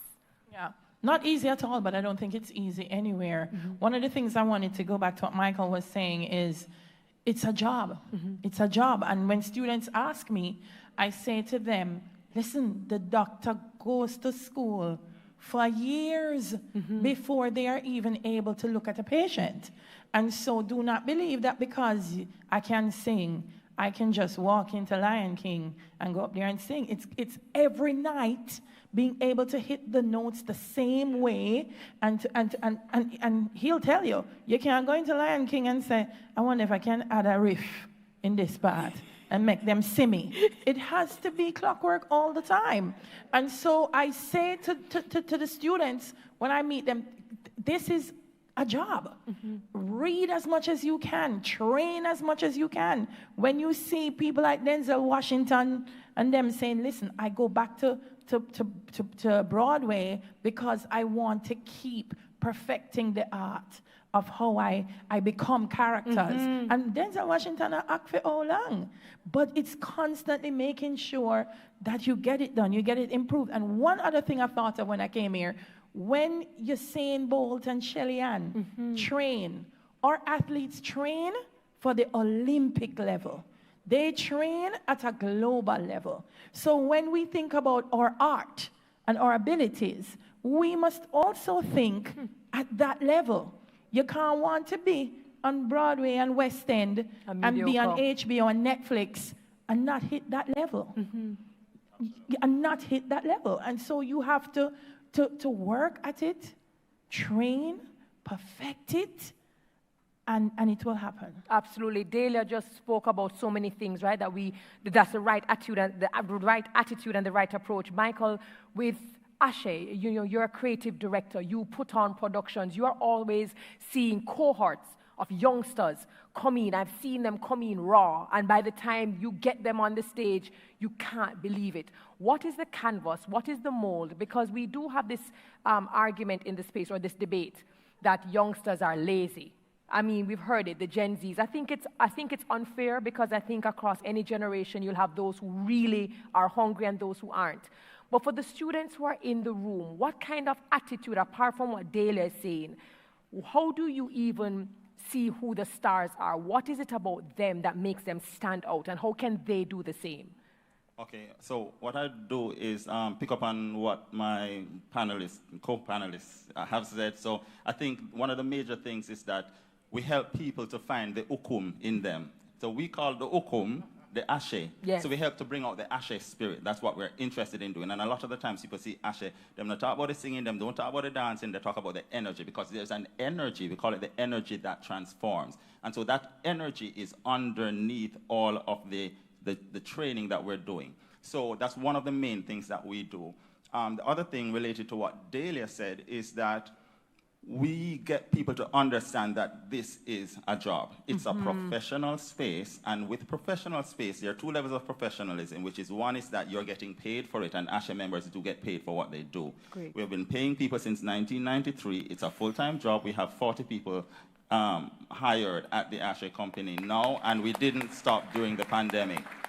So that's a part of the professionalism of it, so professionalizing the space. But in addition to that, professionalism is an attitude. The doctor doesn't wake up in the morning and say, you know, I don't feel like operating on your brain. It's a job. It's what you've been trained to do. It's what you do, so do your job. So you don't wake up in the morning and think, oh, I don't feel like it. I just feel just to dance. No, it's a job. And that's why you have places like the Edna Manley College where people are being trained to do what they do. And so what happens as well is that, just as Saeed says, we are a part of a system where it's not like Cuba, where they might be looking at you from you just started and they're pushing you into these different spaces, these different streams that are more appropriate for your personality type and your capacities and your talents and stuff like that. That's not what is happening here. So that's why I'm grateful for the Jamaica creative space, so that we can start doing a lot more talent maximization. I was heading in, you know, when you reach third form, and you do all of those subjects. You do about 10 subjects for them to decide which subject stream to put you in. And it did seem like a brightish, so I passed everything, and they pushed me into a science stream. They pushed me into the science stream. And so I was in a science stream, and then I failed, of course, miserably. By the time I reached fourth form, I was just like, oh my God, what is this? And then fifth form, AdMat, what is that?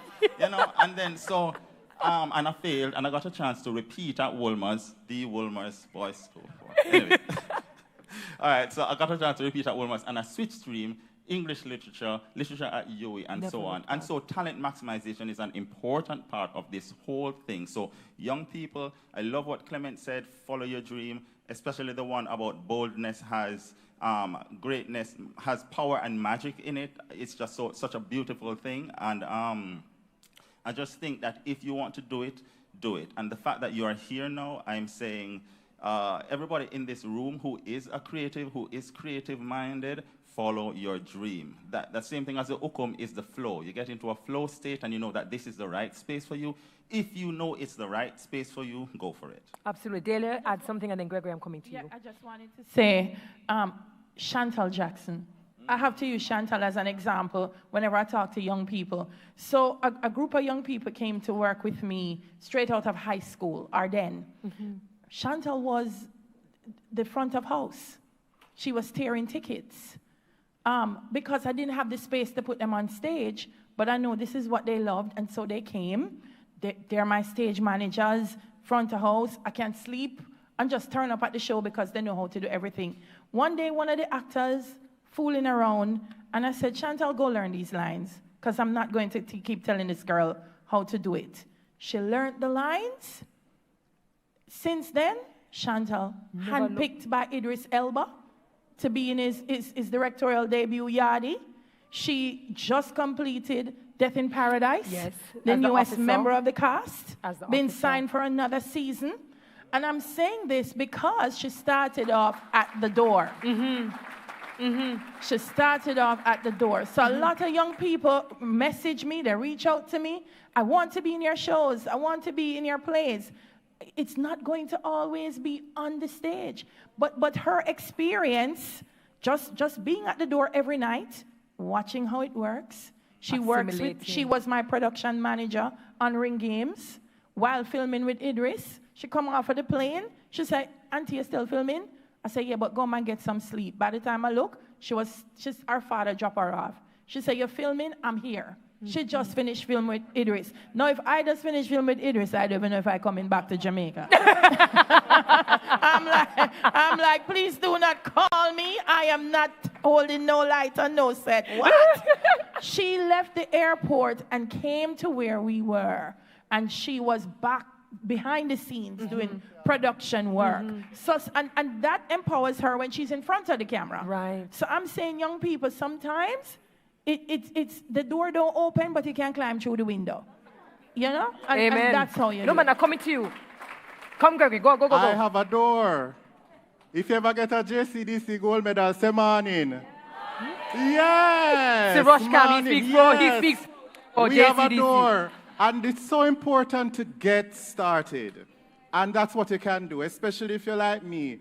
When me grow up at Mobile, me never had no theater, this and them something. The dance company, them they are town, everybody they are town, all them something I hear people say yes. You know, you can have no, see the door, you walk through it at the JCDC, get started. And so many of us, Festival Queen, how you doing? So many of us have started at the JCDC and continue to do so, but you have to understand it's a start. So going back to understand the global context of who you are as a performer. A lot of you on the global stage already, I make TikTok and all them something there, and you'll discuss that later on today. But you are appealing to an international audience. But if you want to go to the global level, you've got to be trained. You've got to put in some work, especially as someone who started piano at age 5. I understand you, sir. I got them loud up. I think all of us as performers, especially in classical arts, get that knock on the knuckle.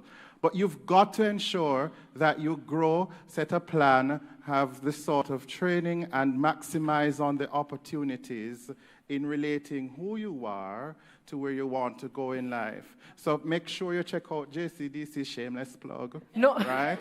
Competitions are coming up right now, and get started on your journey to excellence. Let me ask you this, Gregory, because that's a very good point, but let me ask you this, Gregory.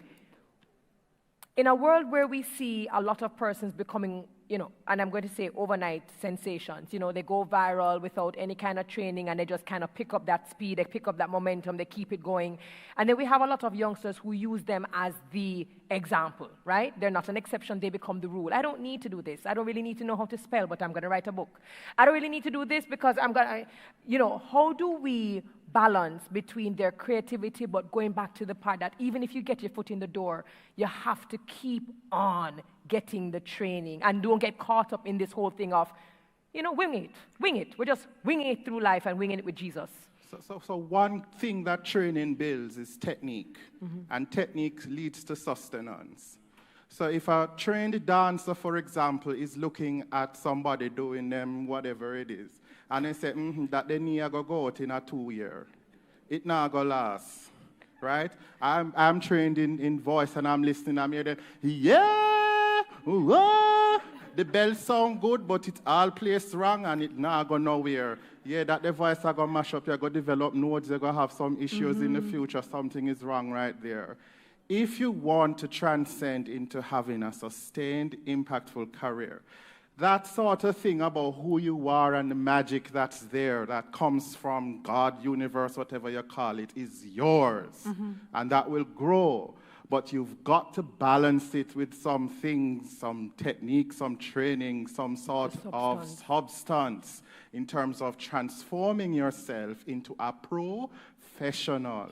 So you can sing and belt the top C 8 nights a week and not mash up your voice. Absolutely. That's the difference between natural talent and training. But me nah knock down natural talent, don't get me wrong. It's so important. That's what I look for when I'm recruiting singers and all them something. Me need a something there. You need it, not true, Michael? And if you don't have it, it's hard to find. You understand? You won't expect me to be training for the 100-meter dash anytime soon.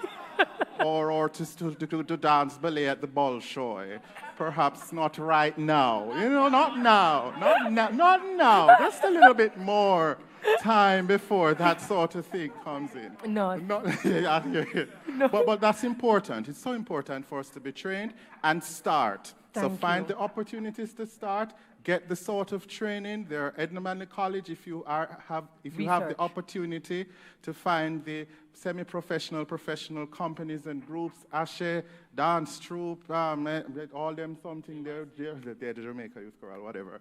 Yeah, those are opportunities that you can try. EXED, there are good programs at the Northern Caribbean So it takes research as well. So so we can't just say we want to be, but we actually have to go now and look to the spaces that are intentional about it. I'm going to go to questions and answers, but Saeed, very quickly, I noticed in your profile, you had the ability, you started here, you started as an audio technician, you worked your way up, and you've been able to also leverage your talent to work with renowned persons in a global space. Is there anything that our youngsters need to work on, not just the talent, but having that appeal, that professionalism that is able to transcend culture, where people no longer look at you as a little person in Jamaica, but that they believe you have the talent to collaborate with on a larger scale? What are some of the advices or the tips that you can give them? Yeah, the first thing I would say is, as was said before, be bold. Don't be afraid to reach out. I reached out to many people. I reached out to Auntie Maxine just for experience. So Auntie Maxine, I want to learn more about this film thing. She brought me on as a production assistant, and I just worked. And then the more experience you get is the more you know, understand about other things like the workflow, understand the language, understanding how people communicate within the space. So definitely be bold, reach out, research. Is definitely another thing. I did not go to school for audio engineering, but I can tell you I researched. I went on a lot of YouTube. I went on a lot of LinkedIn learning, and I have smaller certificates for the art and for the practice. And then the other thing is understand that it is an art and it is a practice. There are specific things that you do need to learn in order to advance yourself. So you can't just, well, you can, but I wouldn't advise you to just get up and do it and then label yourself an expert. So it's about learning and learning that workflow and learning the language. Actually, you just mentioned something that was so important, the fact that persons get up overnight and label themselves as experts, as opposed to actually going, mighty God. Okay, Gregory. Okay, Gregory. But that is also very important in terms of credibility. Do we have any questions? We have questions. Do we have? Okay, thank you so very much. So we have a young lady right there with the mic. We're going to try to get through our questions and answers as quickly as possible. All right. I think we have about 2 to 3 minutes to get through them, so be very... Yeah, so good afternoon, everyone. Hello. To the panelists, good afternoon. And to Delia, big fan. Hi. So my quick question, first of all, to Mr. Thomas. Actually, I had a few questions, but most of them actually answered through. Like, every time I came up with a question, you actually answered them. First of all, I'm really advocating for the ghetto youth in per se. I have friends back in Clarendon who want to pursue different creative fields. I have persons at UWI who are from a very bad area who are hiding out at a campus or other places to avoid certain circumstances. These persons have great ideas. For example, my friend McCoy, who has his business, Visual Studio. It's not a branded business or an official business, but how does a creative like him, who paints, he's in the film industry, go about reaching out to certain persons? Because as much as he will Instagram or send emails or want to seek sponsorship from other persons to propel his business, a lot of students are unaware of or uneducated to the fact of how they can go about networking. How exactly do they reach out to persons? How do you encourage students to go about doing something like that? Especially students who come from at-risk communities or vulnerable communities. All right, Gregory, I think Saeed, excuse me, that was your question. Check. Thank you for the question. I would say there are certain avenues. School is one where you can build a network. If it is that you can't afford to go to a particular institution, I'd definitely say an industry association. I am a true believer of industry associations. I am currently the president for Jamaica Film and Television Association. Nice. So it is reaching out to these industry associations, joining them, and then from there you realize that the industry is very small. In no time at all, you can build a network, you can build a community. And as I had said, is really just getting that experience thereafter and then growing from there. All right, thank you. Sure, you can. And then I'm going to take a question in the back.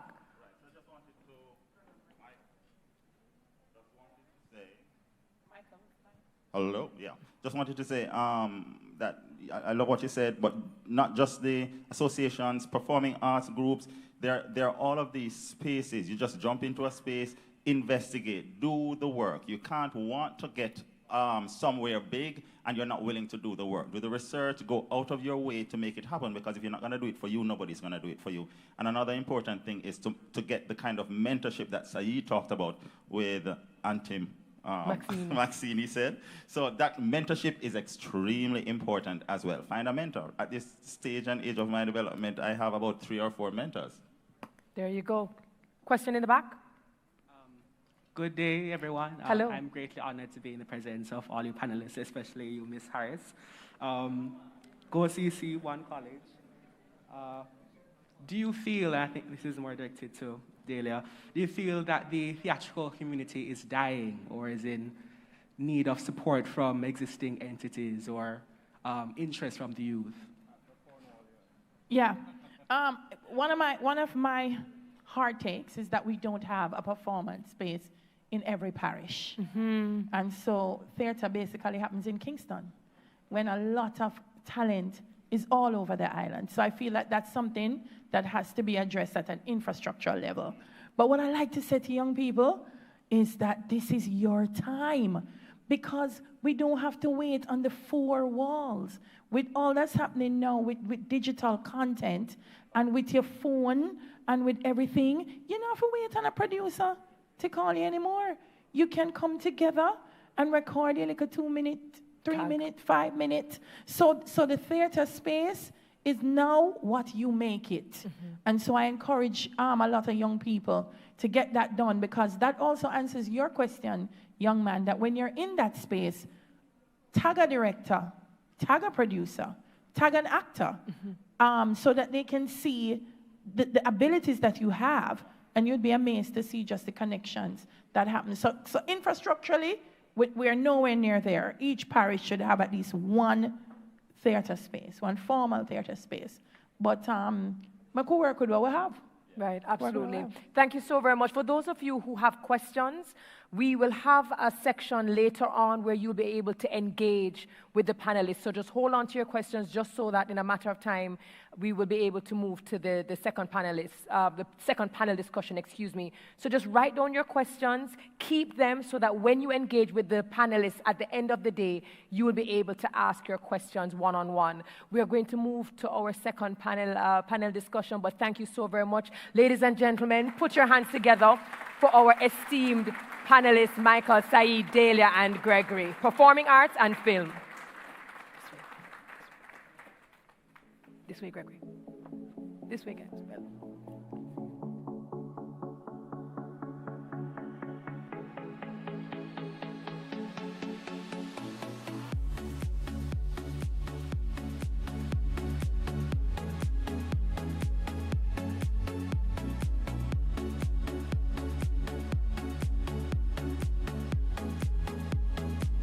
Can I get my mic? Hello, hello, hello, hello. Guys, you cannot pay for this, you know. I wonder if you realize how many gems and nuggets you're getting in this entire presentation. Do you agree? Yes? All right. So, as someone who, I watch TED Talks all the time, big up Terry, I watch Idris Elba, I always wonder, how do you get from here to here? And it seems like the stories are always, they have a constant and a golden thread. Hard work, dedication, asking the right questions, being bold, and taking decisions in critical moments, difficult decisions that you're not really comfortable with, that break you out of your comfort zone. And so I'm very happy to have the next panel, Fashion and Culinary Arts. But before we go into that, the Tourism Enhancement Fund is a key partner of the Ministry of Culture, Entertainment, Gender and Sport. And so I would love to hear from the Executive Director, Dr. Kerry Wallace, as he addresses us. Please make him welcome.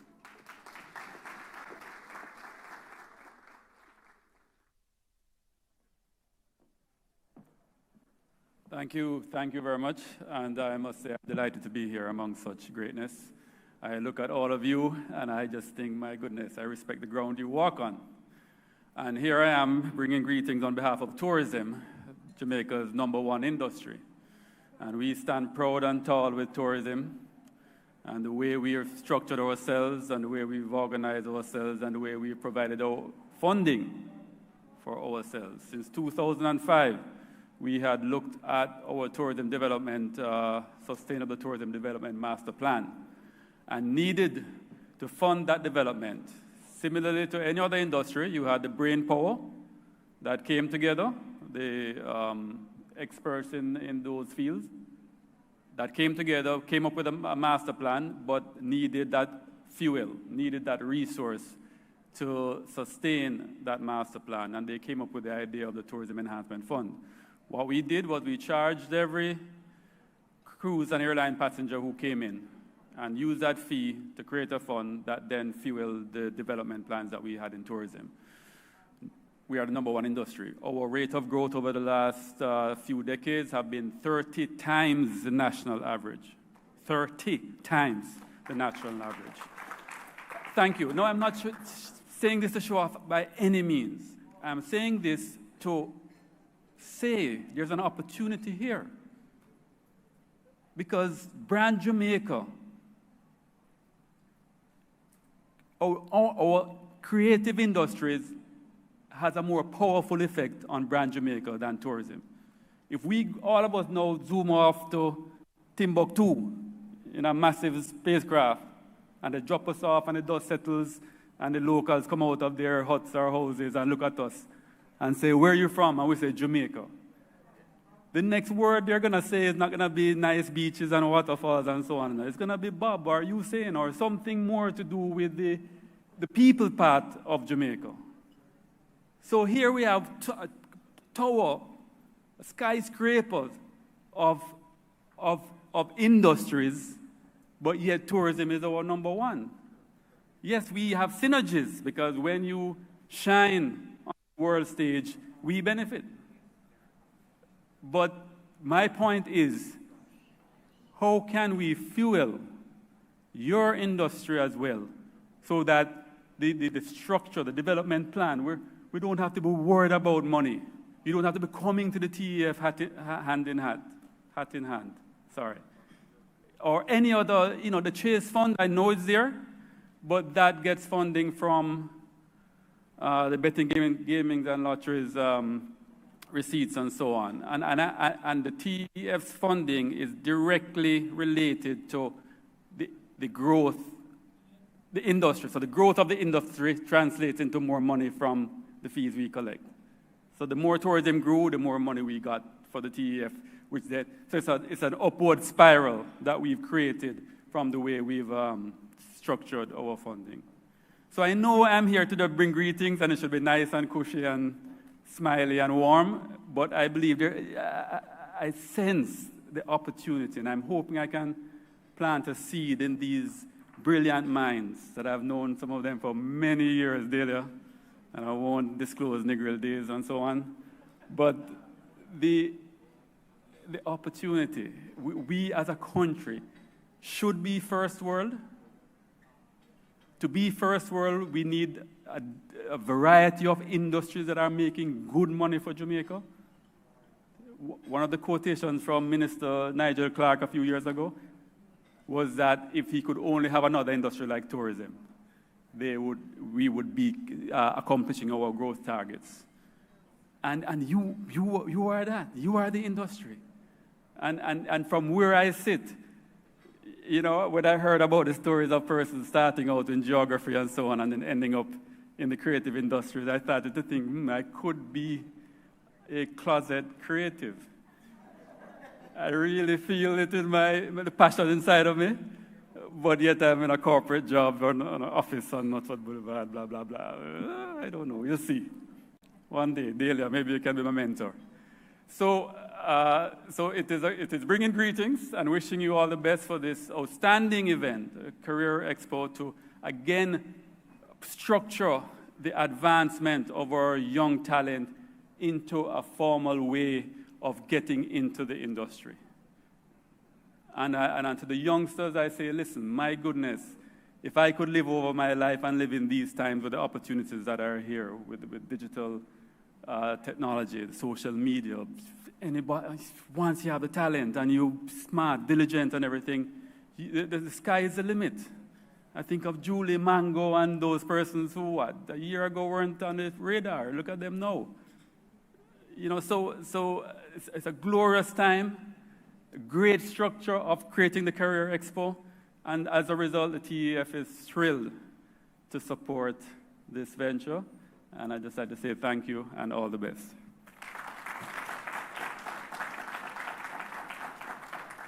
Thank you. Thank you, Dr. Wallace. Now, tourism is like our big brother who comes to the reunion and say, guys, get it together, because I am making money and I'm encouraging you to join the money table, right? So the beauty of the creative industry is that it is the fastest growing industry. We're not there yet, but we're growing and we're on our way. So this is an encouragement. We have an opportunity for growth. And when we say opportunity, as Delia said, if a door lock, you jump through the window. All right. I want you guys to do me a favor. Wiggle your toes. Wiggle your toes. Wiggle your toes. All of you have on shoes, right? And all of you have on clothes, right? And what we're going to do after this, we're going to eat, right? So this industry touches our lives. Every single person here has interacted with this industry in some way. So as much as you want to say, boy, I'm in the fashion, because fashion, stush people think you have on a shirt. As much as you say, boy, I'm in the bag of eating because of mackerel alone, me eat. Mackerel is food. And so, we invite our next panel, the fashion and culinary arts. Meet our panelists. We invite them to come.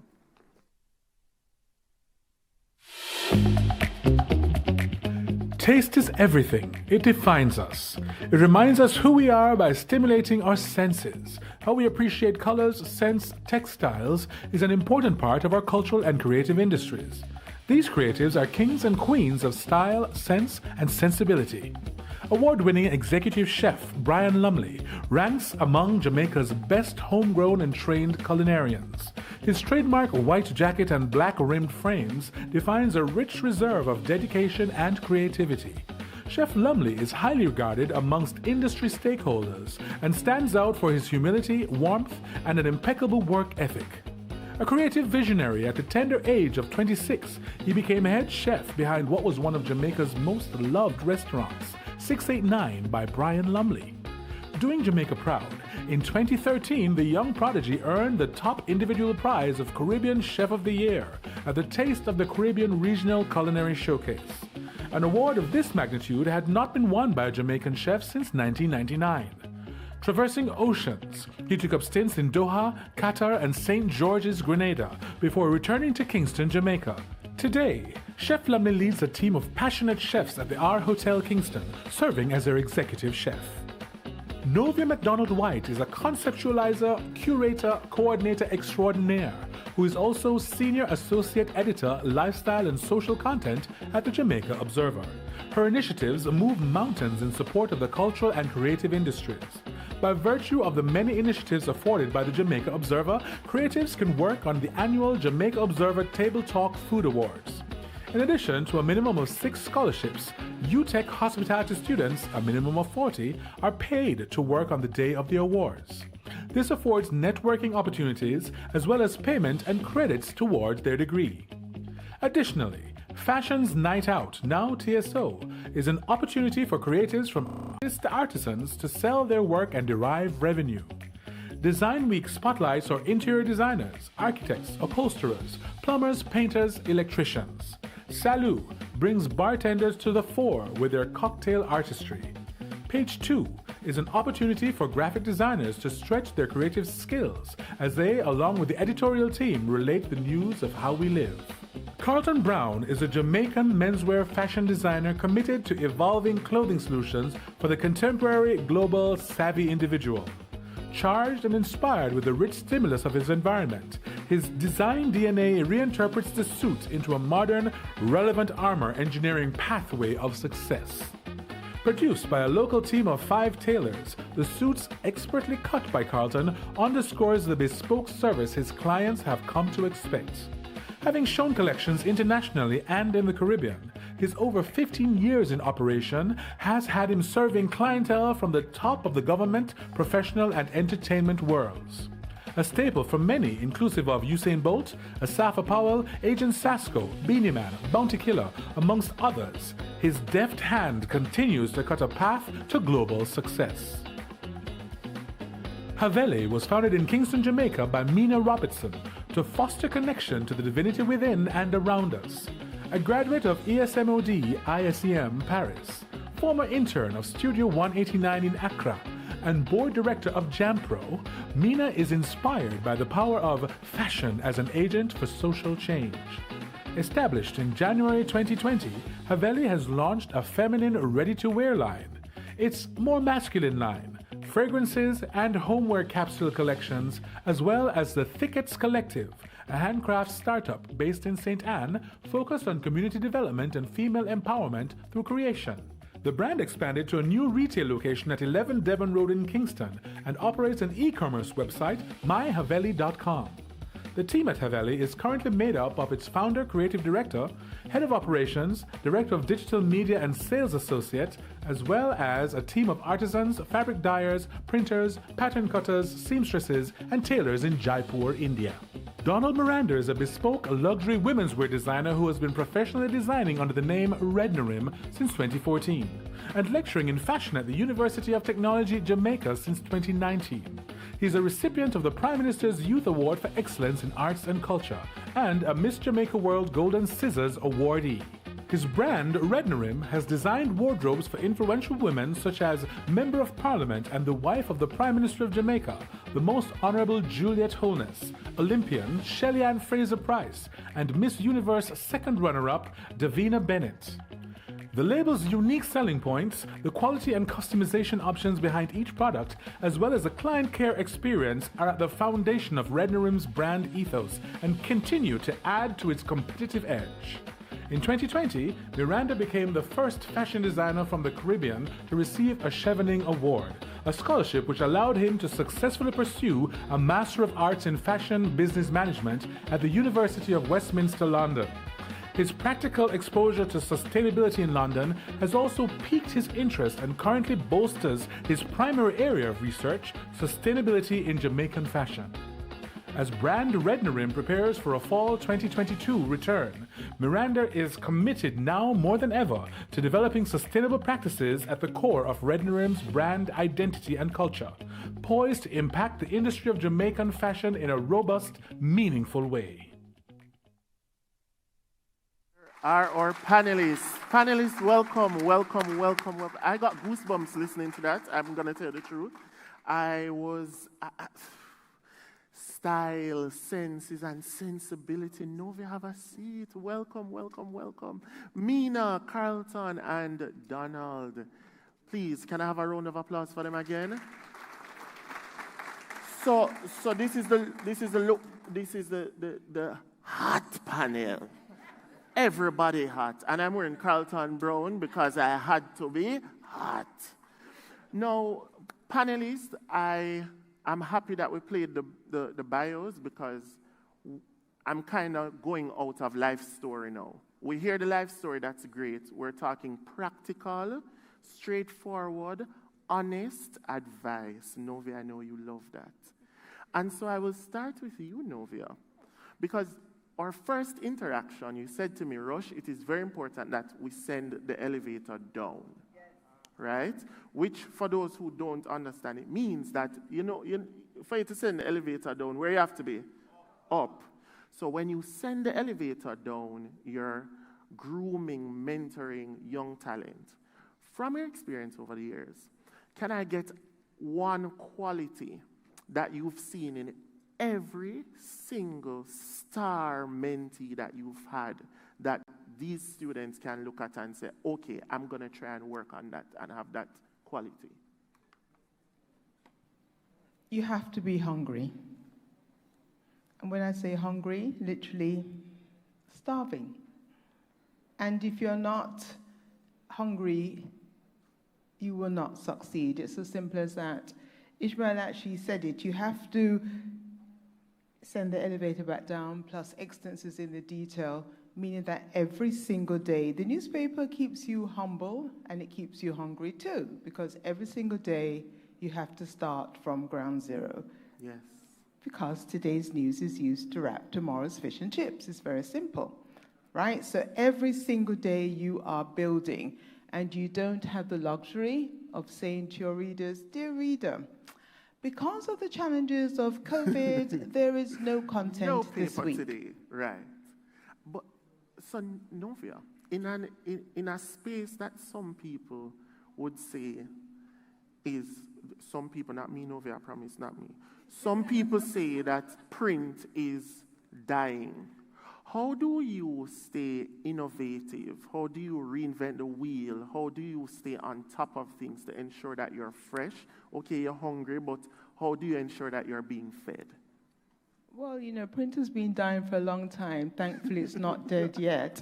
But thanks to people, you've got to have friends.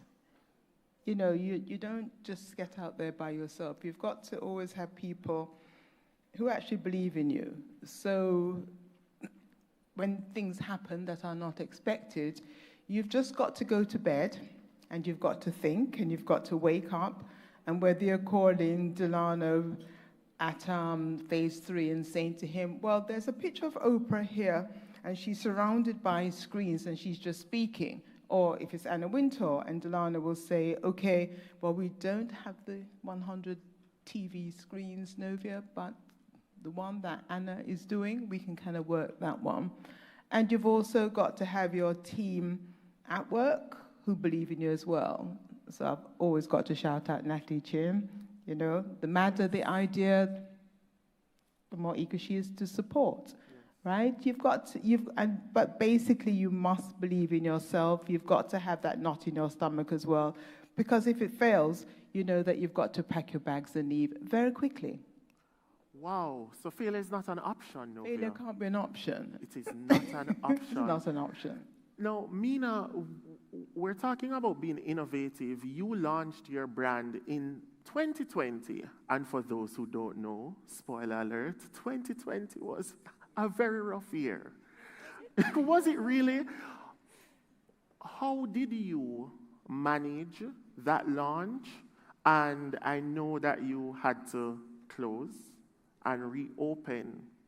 Tell us about that little journey and the lessons that you learned during that. I love that question. Thanks, Rosh. So, opened January 2020.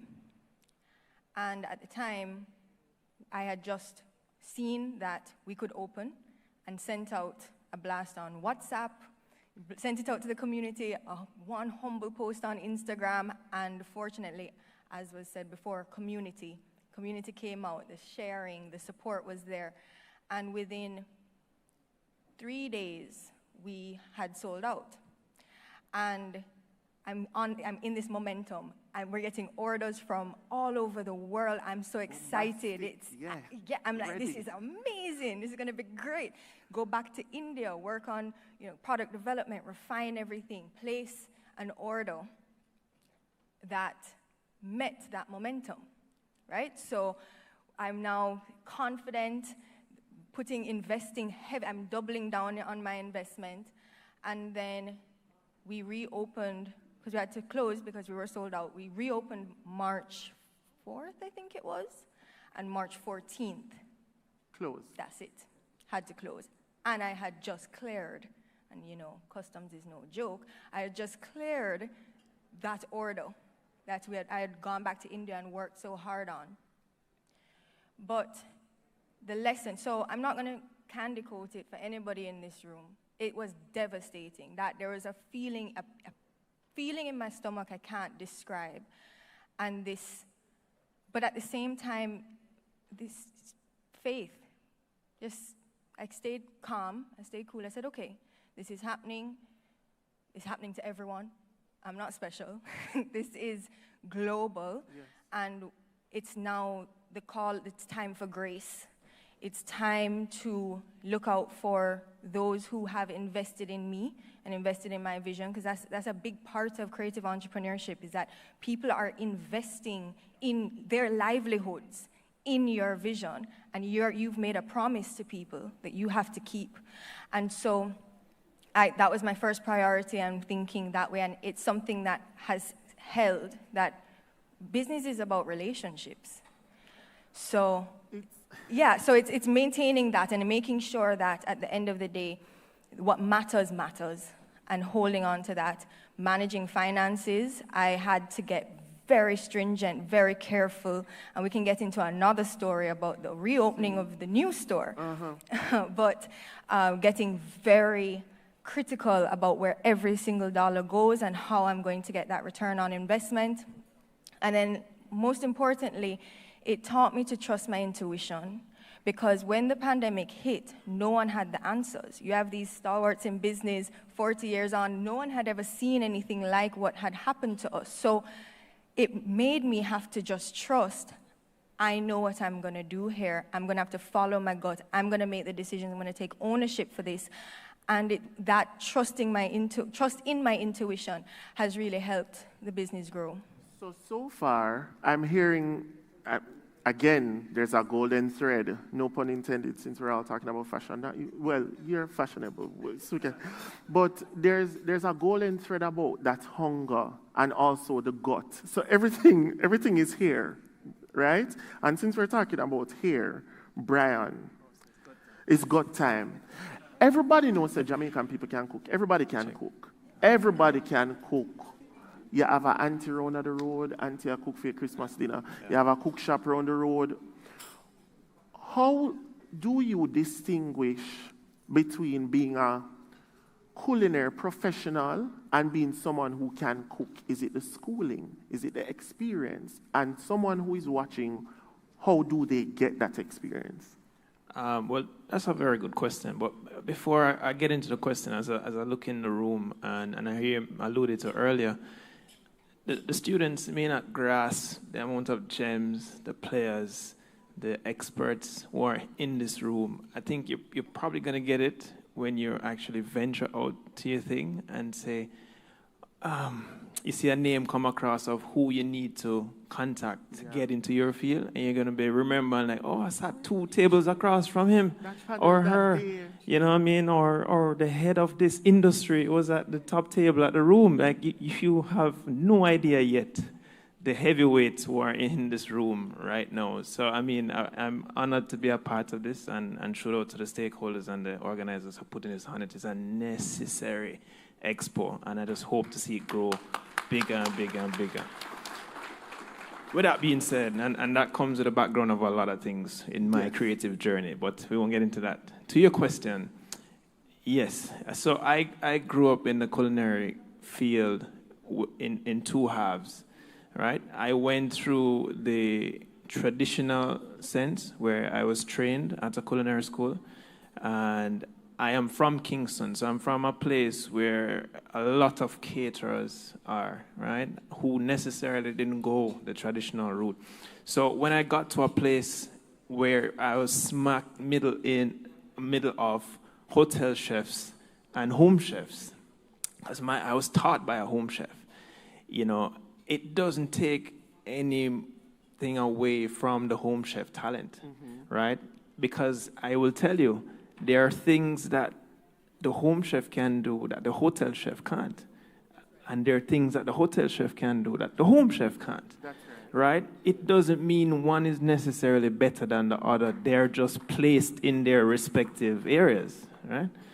So I would say that to say there are many hotel chefs who struggle to go in front of a TV and present and cook and have that personality to come across something, you know, or do something great.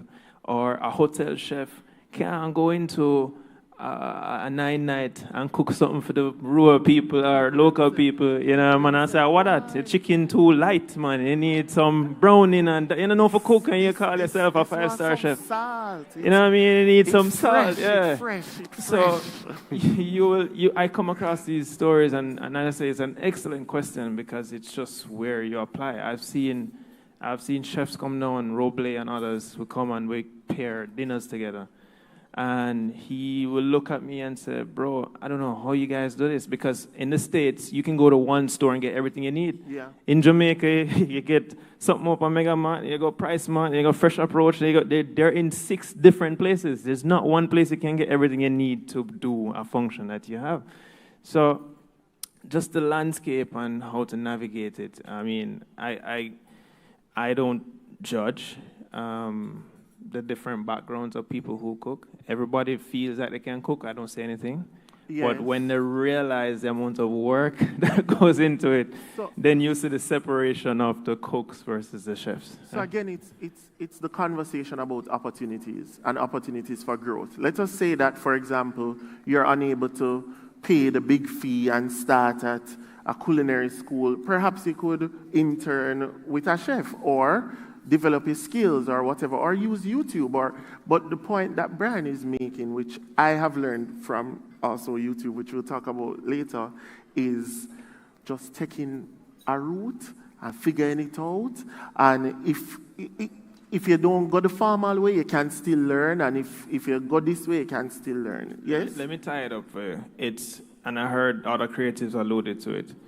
It's the professionalism that you bring to the place. Say that again, please. Because the people that might eat the soup and them not hear. Say it again. Say it again. So between a cook or somebody who makes clothes or somebody who writes blogs and feel like they are award-winning journalists now, it's a professionalism that it dedicate to the craft that it's not an off button. You don't have an off button. When you're called to the stage, it's that attention to training and dedication that prepares you for that moment. You understand? Right. That's the difference between, I think, those who get it and those who can do it and who can't. Right. All right, thank you. Carlton, thank you for the jacket. I love it. I wanted to talk to you about what we normally think of when we think of like fashion business and how we grew up. You know, a man who can sew. You know, a man who can sew, you know. Him can sew. But you have a business with, you have employees, all of that. Someone who is looking to scale a business, right? I'm thinking of, okay, a checklist, 3 things. You're thinking of moving from being a dressmaker around one part where you go and take in your pants to Carlton Brown. 3 things I need to consider. And by the way, if you take long, I'm going to cut you off. 3 short in a Carlton, I want it boom, boom, boom. Yeah, but, good morning or afternoon, everyone. Yes. You know, I'm really happy to be here. Let me be honest, you know, after this first, Nova is sitting beside me, right? And the reason why the question I asked is coming right back there. When I did my first show and, you know, get right up in the paper and I see it and I say, yes. I mean, it was a worse write-up. And to this day, I have that. And I remember the second show I did, the other it's okay. But I remember I got some phone calls, one from different media houses, right? And everybody said, yes, it's because of my location at the time. Well, you know, it's because of my location. Yes, we're coming, nothing. I remember I got a call and said, where's so-and-so and so? So I say, all right, cool. 2 I said the observer van at my gate. And this fabulous lady walk out. I swing the handbag and she come in. And I will never, ever forget it. Living in our yard, a tenement yard, because I don't live in there. I'm being straight.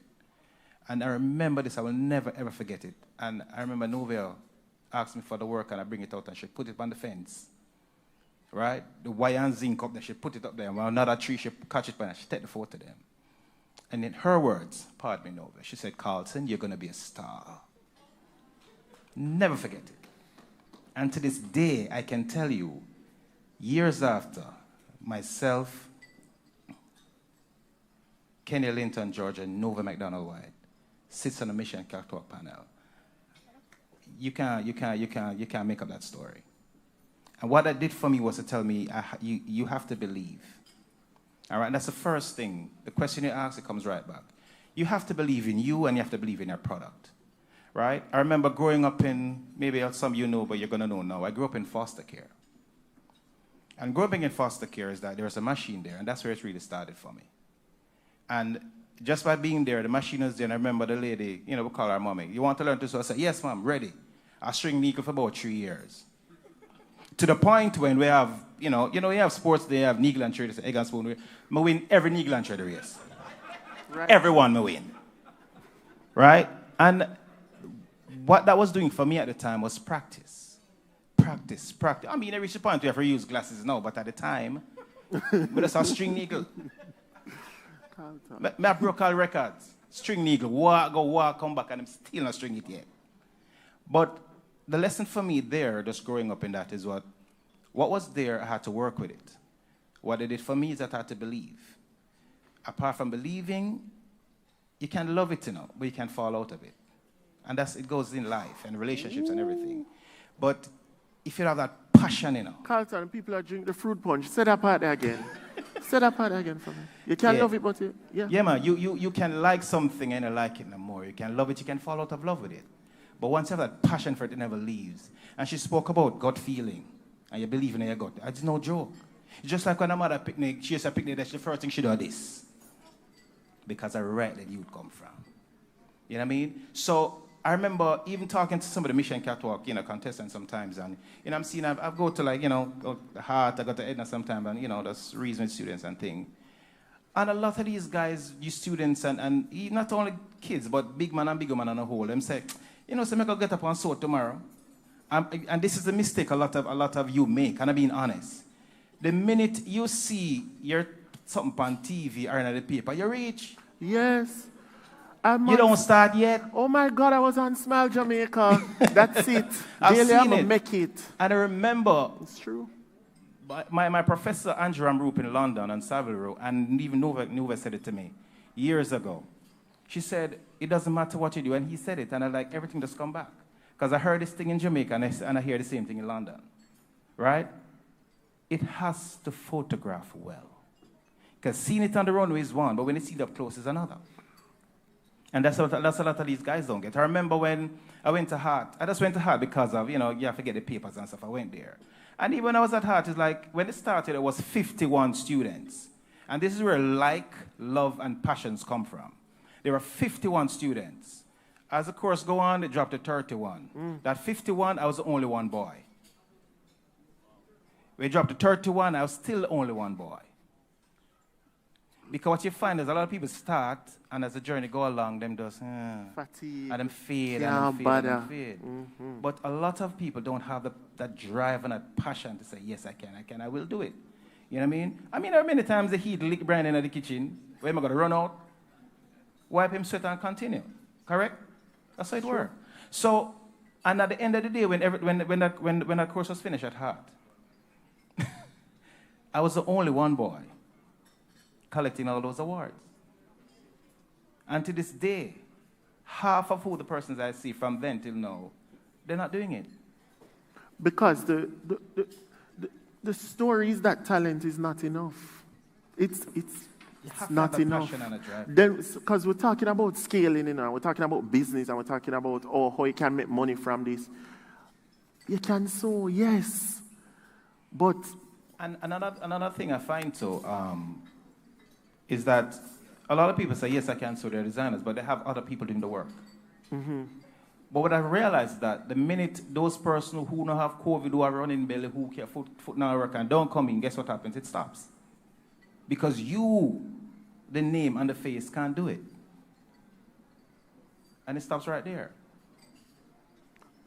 I'm gonna allow persons to ask questions. I have to get to Donald, but I have a follow-up question that is not problematic, but it is a great opening, because Mina, you have a title as creative director and founder of your brand, so the things them. Can we create that distinction for persons listening and show them that there is an opportunity as well for that path, please? So when I was in school, and this is something, someone brought it up, when I was maybe 5 or 6 years old, when they do that exercise where you put the apple on the table and you have to draw the apple? From that first art class, I was told, you're not an artist. You can't do this. Yes. Meanwhile, I wasn't good at math either, but nobody was telling me I don't need to be doing math. You get what I'm saying? The distinction is made where you either have the talent in a specific way or you don't, from very early on. And I carried that with me. I was good in school. So I did well in school. And so I thought I was going to be an academic. I always thought that my career path was going to be something that, even though I had creative passion, it just wasn't going to be a career for me. It's not serious but enough. But when I think of creative director, I just think about a girl who just have a good eye. She have a good eye. Because that's what people think. Oh, she have a good eye. What does it really entail? And Donald, I have some question for you. So hold on. Right. So to fast forward, being a creative director means you can create a brand that people can speak about as if it were a person. The greatest compliment someone can give me is, that's Haveli vibes. It's Haveli. It's giving me Haveli. And what that means is, why. Haveli was founded with the purpose of creating or fostering divinity, fostering the connection to the divinity within and around us. That translates into what we do and how we do it. So, fostering connection to the divinity within and around us, honoring heritage through artisanal production, working with artisans who have been in this for generations and preserving that. We can talk about sustainability and how that carries through, because we need to create harmony on this earth and within or among its inhabitants. Then we talk about how we operate. So investing in the communities of our inspiration, not just pulling inspiration, but actually creating right there. And then the how of it. We only use natural, biodegradable fabric, natural and non-toxic dyes. We're committed. And so creating that cohesion and that consistency, that's the role of a creative director. And then maintaining that it's in every single thing we do. There's not an image that does not foster connection. It's our website, it's in our language, it's in every single piece that's created and designed. So I design, but no, I'm not able to. I'm not trained to actually sew and create. But I work with and create the direction and design the collections that an incredible team of artisans produce. Thank you. No, Donald has a very interesting point of view, because, as we said in his bio, Donald is the first Chevening scholar to pursue fashion. Also, I know that you teach as well. Let's talk about the intersectionality or the nexus between education, fashion. Why was it important for you to go to school when I don't know for sew, I don't know how to do the things, I have Vogue in my yard, I can't do all of them, something why I need to go to school? Tell us. Thank you. Thank you, Rush, for that question. Good afternoon, everyone. I believe it is important for us to certify our skill set, because, well, I find that in Jamaica, a lot of the creatives, their businesses, it's built on experiential knowledge, right? And that's good, yes, it's good to be able to say, Grandma, I sat in the room, because I sat in the room in my living room with my grandma as well. She taught me, the little tricks and so on. But it is very important as well to understand the history, the background, the different techniques, right? Everything that they said is so important. And of course, they would have learned it somewhere, from somewhere and from someone. It's important to have mentors, right? I find that because it's just based on experiential knowledge, you find that a lot of creatives, they don't know their worth, they don't know their value.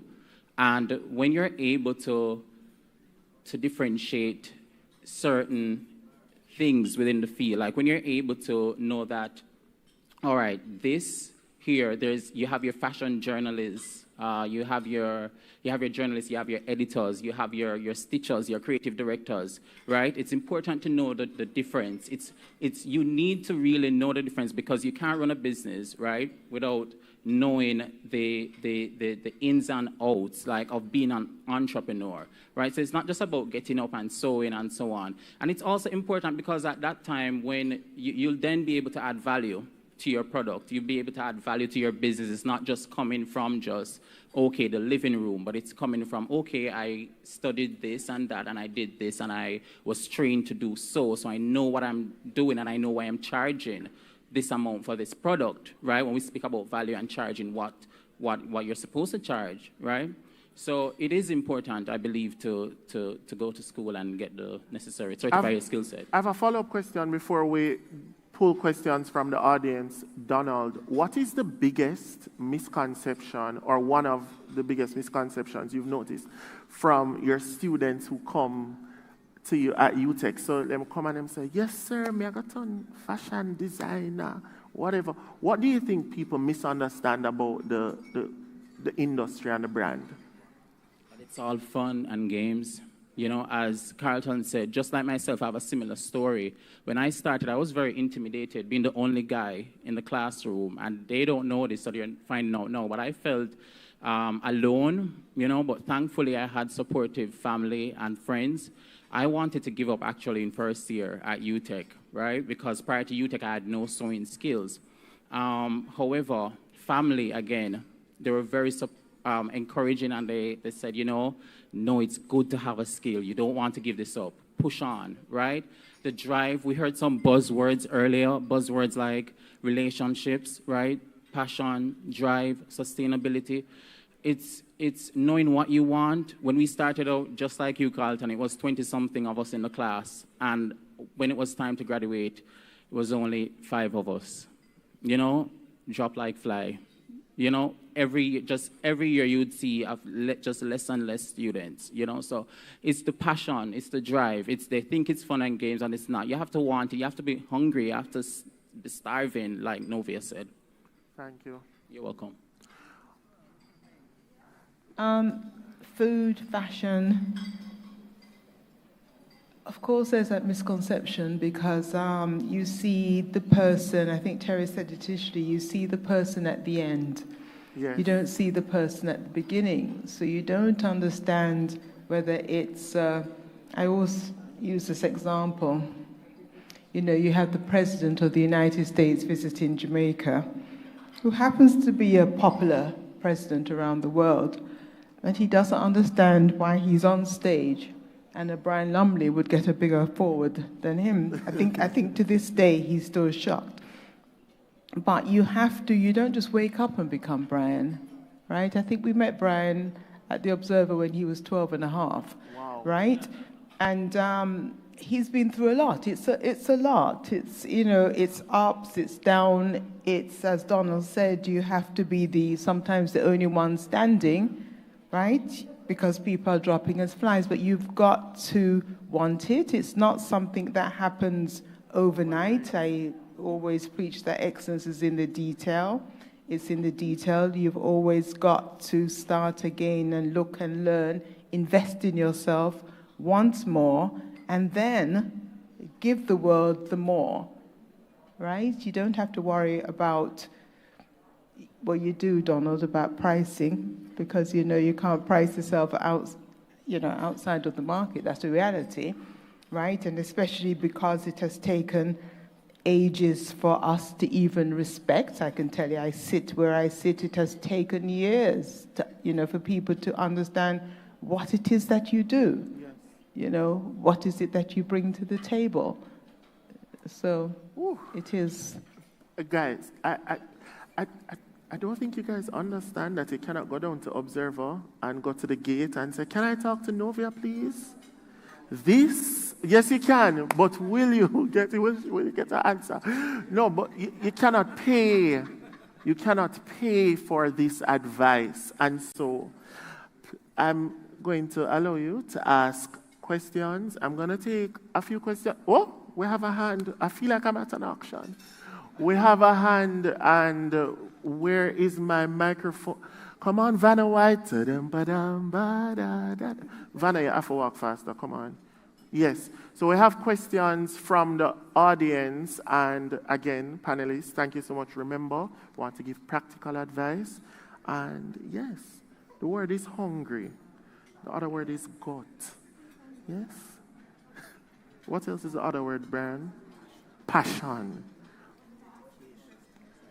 Yes, invest in yourself. Discipline. So here's what I'm going to do. I'm going to ask that when you get on the mic, "Hello, my name is from," okay? So if you're a high schooler, whatever, we need to know. Thank you. Over to you. Good afternoon, everyone. My name is Joe Van Thompson, a student at the College of Agricultural Science and Education. I'm also a JNWA Youth Ambassador. And my question is directed to the persons in the fashion industry. I just want to say, though, that it's truly an honor, and it's really amazing to be amongst women of excellence and gentlemen of honor. It's an amazing feeling to be here. Applaud. I love that one. Women of excellence, gentlemen of honor. And my question is this.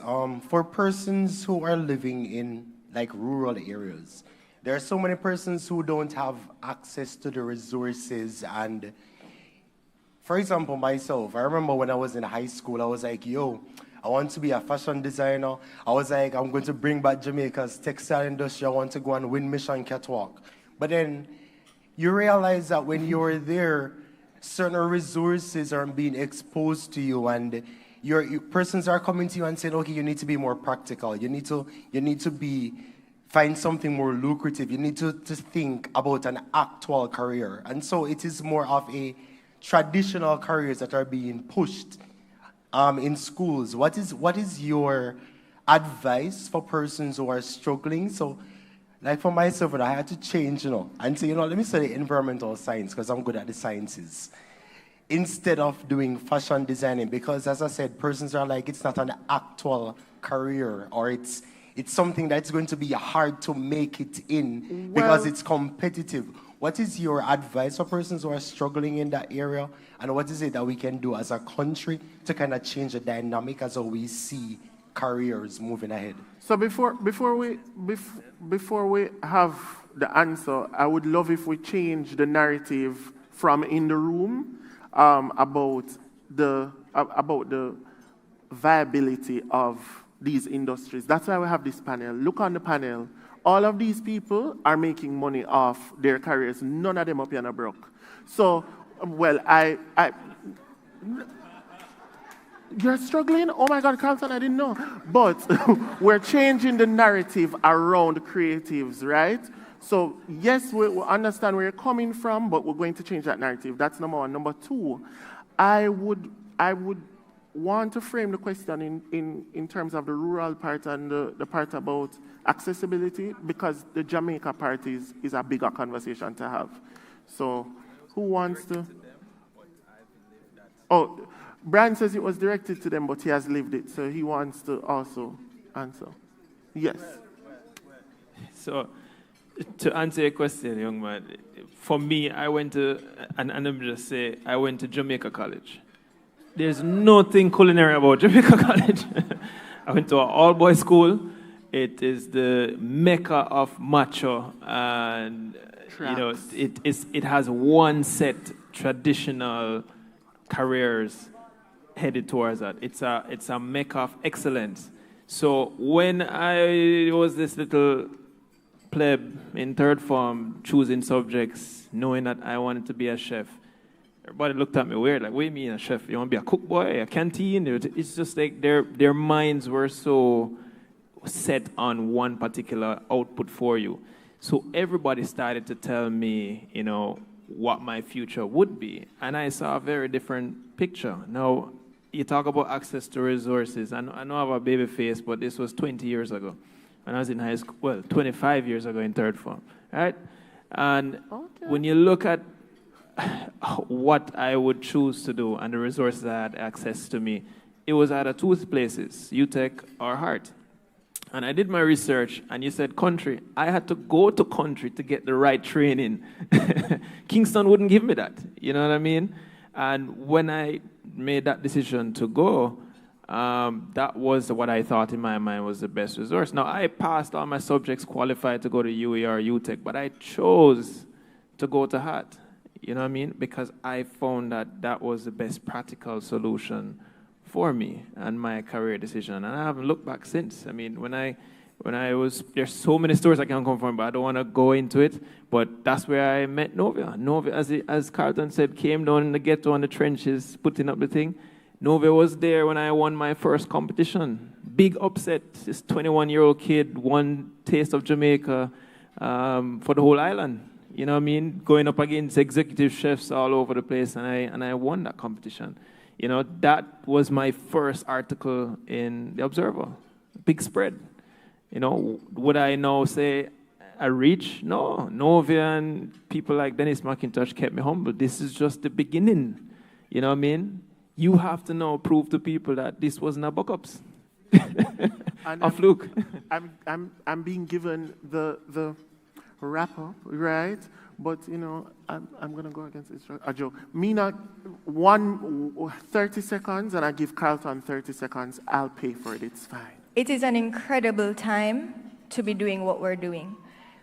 Everything is figure-outable. There is an app. I'll be very quick. 8 years ago, I was working on an e-commerce project, and we were trying to get product shots done, and it was a big to-do, and thinking, do we have to rent this studio, this, that, the other. Last week, I took my phone, put my pieces on a mannequin, shot them, removed the background with a free app, and uploaded them to my website. You can do so much. There are apps to do almost anything, and this is where the hunger comes from. There's a resource. Okay. 30 seconds, I've given it to you. Be hungry and just keep doing the research and ask and be humble and keep going and getting that mentorship. And it doesn't have to be exactly in the industry you think. Work in service, work in hospitality, work anywhere you can get some work experience, go for it. Thank you so much. Now, I said that we were wrapped up, but I have a question from a special guest. Special guest, hello. Hi, my name is? You know, Novia, you mentioned the hunger. Mina, you've just mentioned the hunger again, but there are a lot of young people in here who do not understand what you mean by the hunger because they don't know what that feels like. They don't know what it looks like. There's a certain anatomy to what that hunger looks like. And I wanted to ask each of you to perhaps in your own way, in your own journey, what did that hunger feel like and look like for you? What did it hear me now about to stumble over the word dictate. What did the hunger dictate for you in your everyday life that meant you needed to get up and work? Wow. So I'm going to do 30 seconds per person, and I'm going to start from Donald, and Donald, what did the hunger look like for you? For me, it's in the eyes of my siblings, and my nieces and my nephews. It's wanting to do more for them so that I can be an example so that they have someone to look up to. I mean, I didn't really have someone to look up to as a fashion designer, and so I just want to be able to, for me, it's that moment, knowing that I want to be more for them. Perfect. Mina, hunger. I come from a karmic heritage and environment of excellence. You see that video of the national anthem, I can't get through it without crying every single time. It is a desire to serve and make an impact and to better myself in service of that purpose and those around me. Perfect. Carlton, 30 seconds. For me, it is simple. Is growing up in a space where you see tailor around it, wiggles, other tailors. It is sad, and you grow up and see these guys basically sewing all their lives, owning nothing. And then you're growing up in a system where it's government take care of you. If you don't get your pocket money, you're dead if you're hungry, basically. But when I say that, I don't mean, you get hungry. But seeing all of that, I said to myself, no, but this can't work, right? And I remember when just going at it. And when I going to heart and see everybody, what's his name said, by the time the days pass, the months, weeks pass, you say 5, then you say 3, then you say 2, then you say 1. Right? Clearly, they're not hungry for it. You stay because you want it, and you have that hunger for it. So it is different because these guys nowadays, it is in your hands. It is in your hands. The YouTube is there. I never had YouTube. I never had them something there. You know what I mean? So you have to find the books, and, one of the sad things for me is that you can walk in any bookstore right now in Jamaica, you can't find a fashion book. It's sad. They teach you what to do. You want to learn something, it's not there. It is not. So during my travels, when I go to these different places, I've researched and find these books and I buy them, right? So having that hunger is going to get it, not waiting on anyone to say, eh. All right. Right? Because we know it's e-culture. We're not upon it. Not waiting on anybody to say, eh.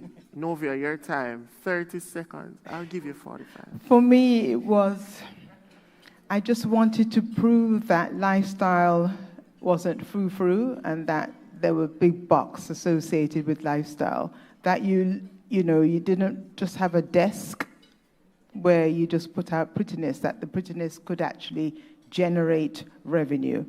And mission so far accomplished. Prettiness can generate revenue. I love that.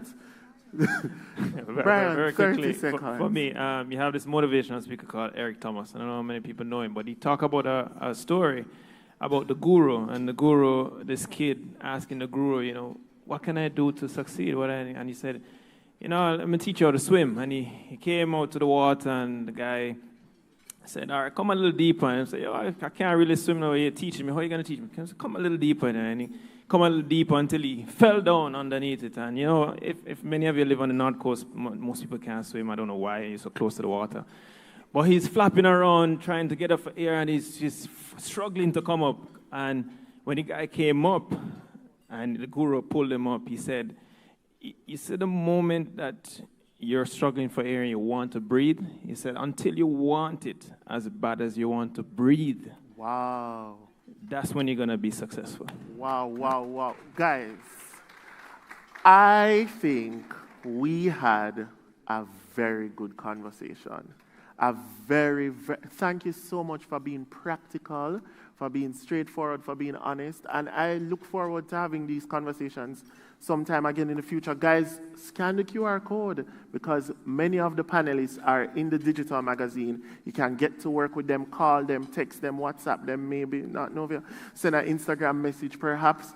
These are the leaders in the industry, and you can't pay for this. Thank you very much, guys. A round of applause for the panel on fashion and the culinary arts. Thank you very much, Terry.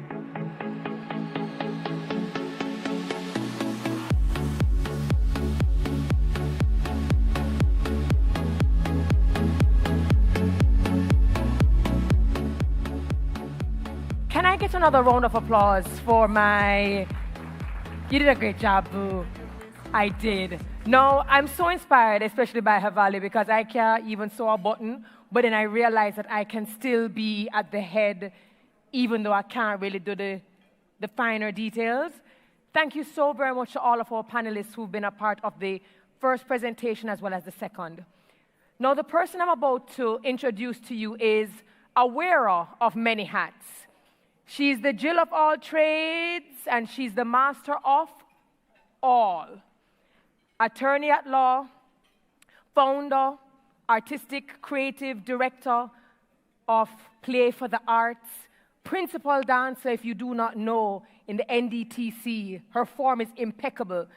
She's a policymaker, and she's a champion for creatives, dedicated to ensure that Jamaica has its place creatively and culturally.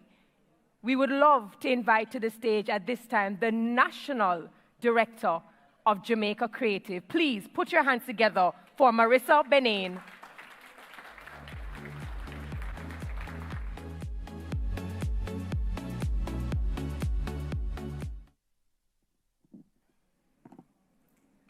Getting old.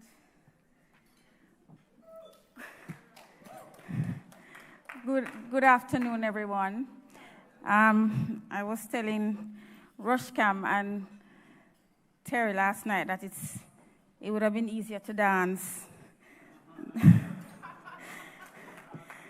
than to come up here. They didn't believe me, and I insisted that I needed a podium because I needed to hold on for dear life. Before I begin, let me just welcome my permanent secretary who is here and in his usual style is sitting and hiding in the back. That's Mr. Denzel Thorpe. And my principal director of culture, who is also here and was not acknowledged earlier, Miss Joanne Archibald. And all the other dignitaries that are here, the executive director of TEF, Dr. Kerry Wallace, the head of UNESCO, and all the other dignitaries, thank you for coming. It was Victor Hugo who said, "There's nothing more powerful than an idea whose time has come." And we are here, aren't we? Yeah, you can clap.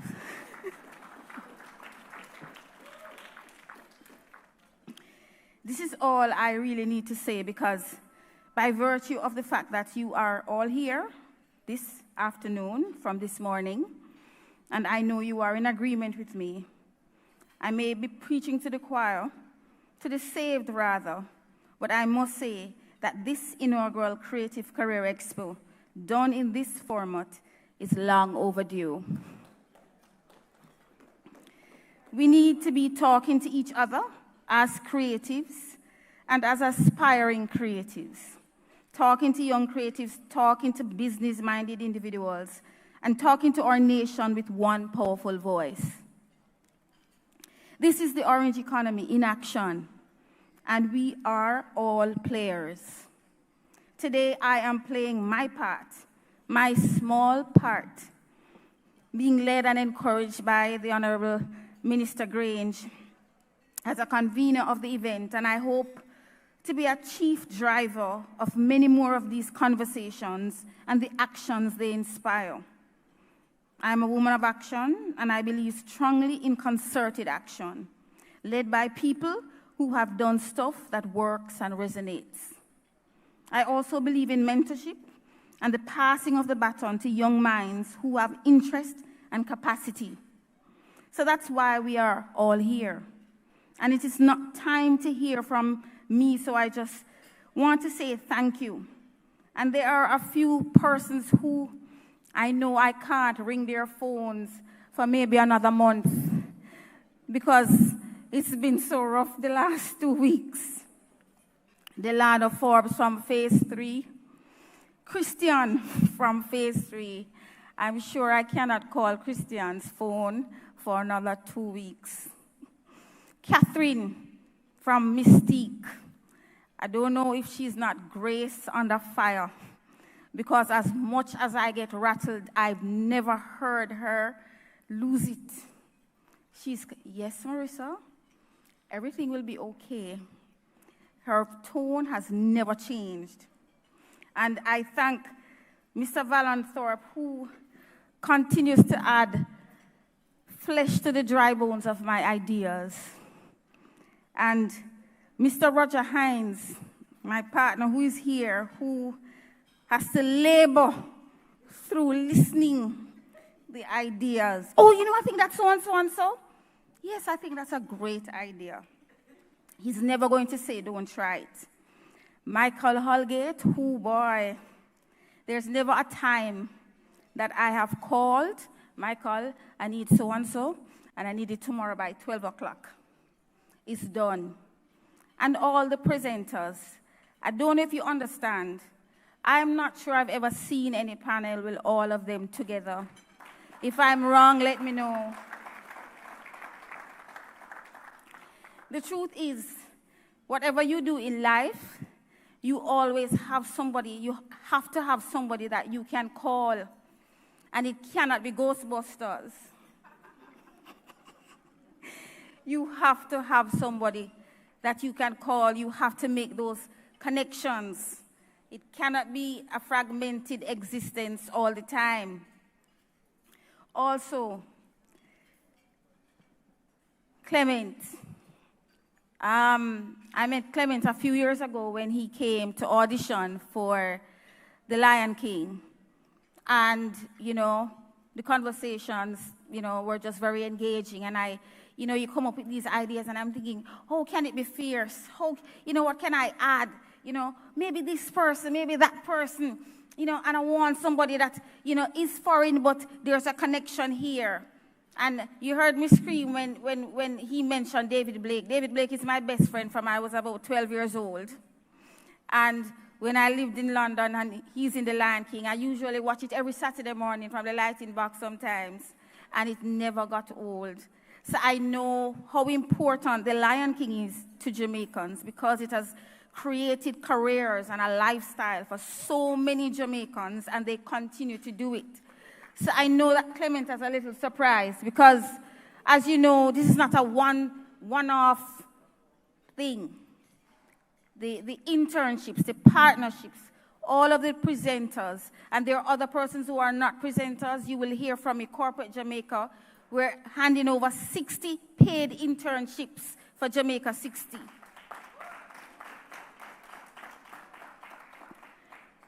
Minister Grange will announce several students today, but Corporate Jamaica, you will hear from me because we have to, the whole aim of this expo is this. Students are studying. There is never enough money that a government can hand to you. But I strongly believe, as Michael Holgate shares with me all the time, a government is supposed to provide a path to progression for all its citizens. And this is a path that we are trying to create, the Ministry of Culture, Gender, Entertainment, and Sport, through the Jamaica Creative Team. And when I tell you the Jamaica Creative Team was small, you know, was small. But let me tell you, we're going to work wonders. I have a strong team, Sonia, Marks, Robinson, Kiddist, CJ. Let me tell you, we work. I left here 12 o'clock this morning, and I think I raised up the entire Phase 3 team because I am not going to come into this room and have any surprises. I must see what I am coming to see before it's supposed to happen, and that is show business. Okay? I believe it is magic, and I believe this is magic, but I'm not going to come into a room and be surprised. There are lots of persons in this room that have helped me and guided me and mentored me, and when I've fallen off, no, Marissa, it can happen, and I really, really want to thank everyone for coming and everyone that is watching online. I have my teacher from Toronto, Canute Lawrence, who is watching, my first literature teacher. And he's been here for every single event that I have. So thank you. And Phase 3, Mystique, main event. You know, these are persons that, Mystique is new to my creative family, but I've never done anything without Solomon Sharp. And Phase 3 is also new. Thank you. And thank you for all the dignitaries that are coming. And students, I hope you leave here thinking of a profession in the creative arts, in the creative industries rather, that you can be a part of. And it is never sexy to only survive. We all need to thrive in this business. Thank you.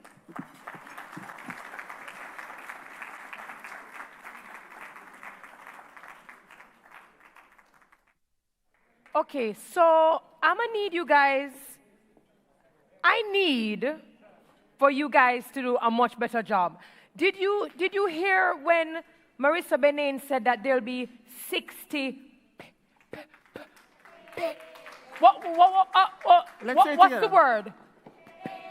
Right. This is something that we have seen many people debate on Twitter. We've seen many youngsters who say, yeah, they want the experience, but a lot of youngsters take the bus, or sometimes they take a robot taxi. So they want the experience, but they don't actually have the money or the resources to actually get to the internship. Yeah, and this is how we level the playing field. That's because a big opportunity deal. is it.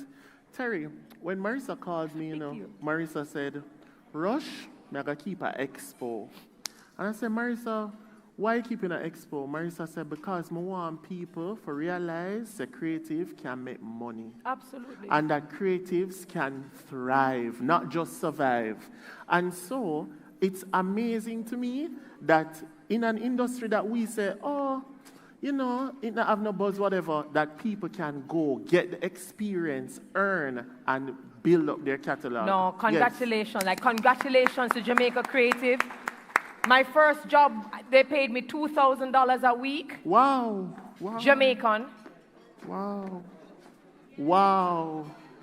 When was that, Terry? We're not going to talk about the year. Terry, when was that? Let me explain something to you. My first job paid me 2,000 Jamaican dollars, and it was not an internship. It was a JOB. Wow.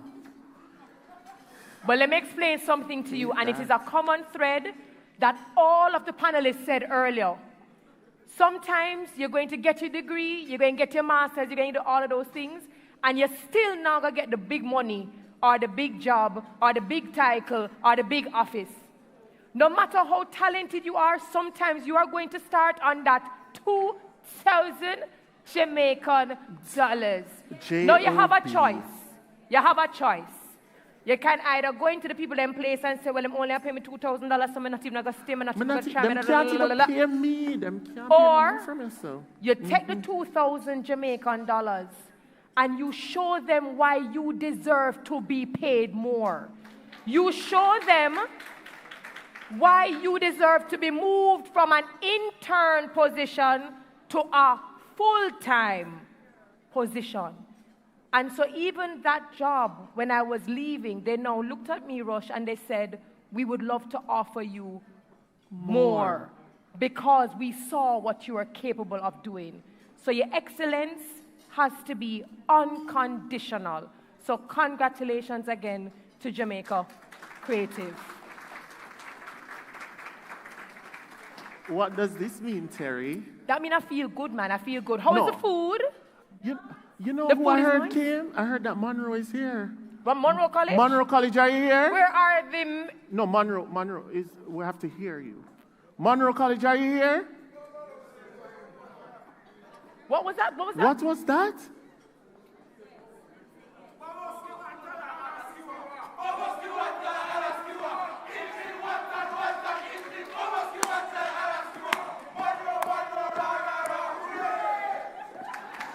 Wow. Well. I almost did a dance to it. Wow. That sounded a lot like Hakuna Matata. They're I love getting it. ready for Lion King. Hakuna Matata. No, that's absolutely lovely. But what you just did is that sometimes your name will be called in a room, and it is how you answer that call that will leave an impression. I will never forget you. So lunch has started. Kick back, enjoy, relax. We're just taking a short break, and then we'll be back just to get right back into our discussions where we look at content creation, creative services, and we also look at production and entertainment. Do enjoy. All right.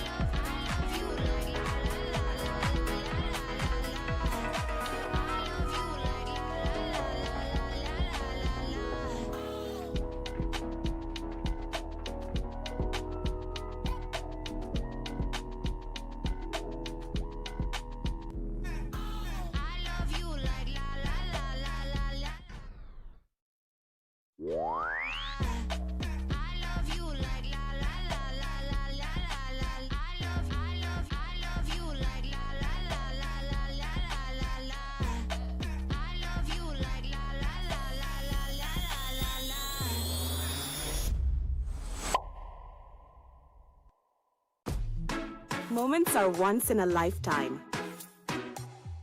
Moments are magic. Moments are precious. Make them memorable with Main Event. From concept to creation, we use your vision to create magical memories, bringing you the best of the world. Main Event Entertainment Group Limited, taking the imagination beyond.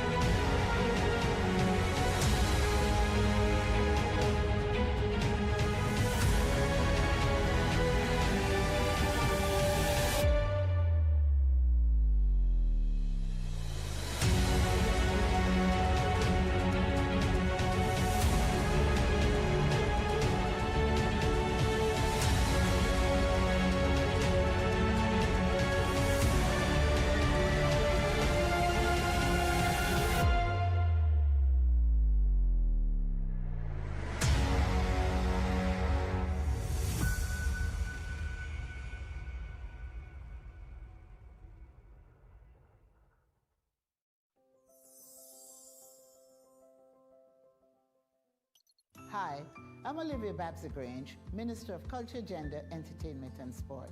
I'm Delia Harris. I'm Chef Brian Lumley. I'm Delana Forbes. I am Nadia Roxburgh. I am Hansa Parchment. I am Ian Randall. My name is Kimala Bennett. My name is Solomon Sharp. My name is Michael Holgate. I am a player in the orange economy. That is, the entertainment, culture, and creative industries is the fastest growing sector in the world. And is based on world-class delivery of goods and services to intellectual property. So, when I say orange economy, I mean I am performing arts. I am film. I am publishing. I am physical culture, and that is sport. I'm an investor, driver, and facilitator. I am technical theater. I am culinary arts. I am film. I am the performing arts. We are the creative industries. Come hear from us at the Jamaica Creative Career Expo. And let us build something great together.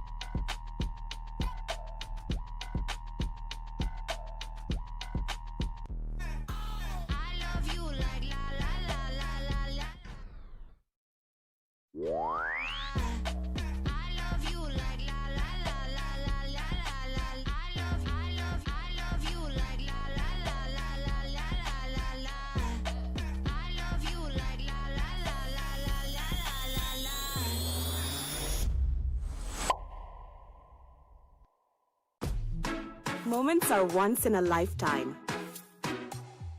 Moments are magic. Moments are precious. Make them memorable with Main Event. From concept to creation, we use your vision to create magical memories, bringing you the best of the world. Main Event Entertainment Group Limited, taking the imagination beyond.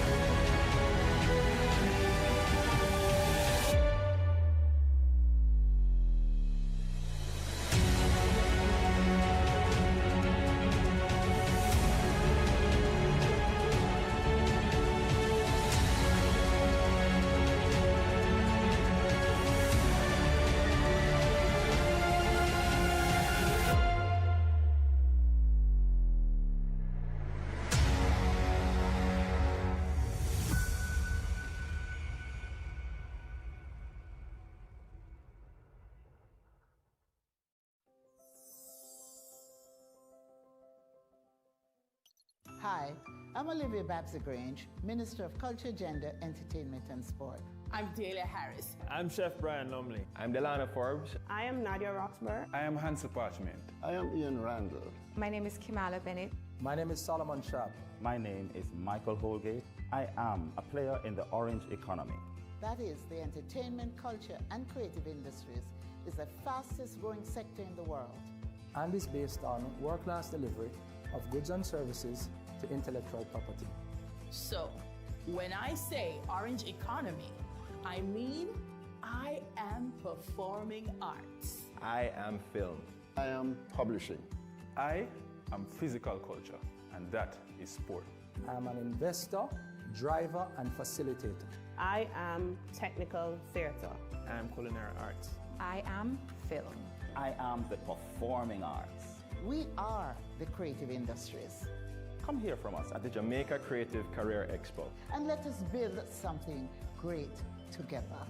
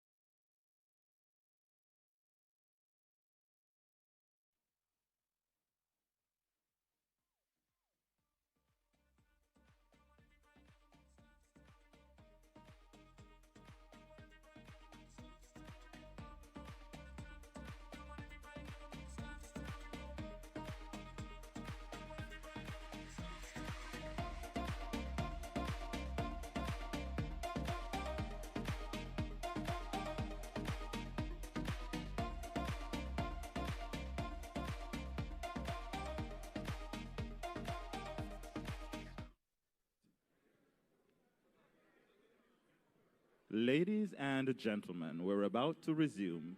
Please take your seats. Ladies and gentlemen, we're about to resume. Please take your seats.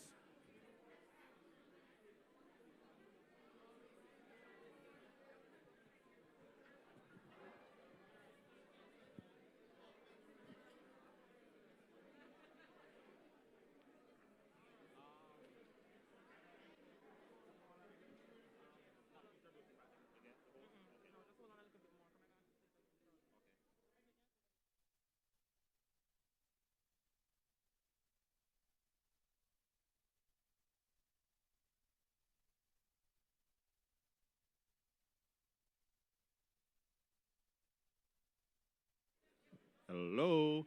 It's been wonderful so far, and we're looking forward to more excitement. We just want to get through the day, and we're asking you, please take your seats. We're about to resume. Please take your seats.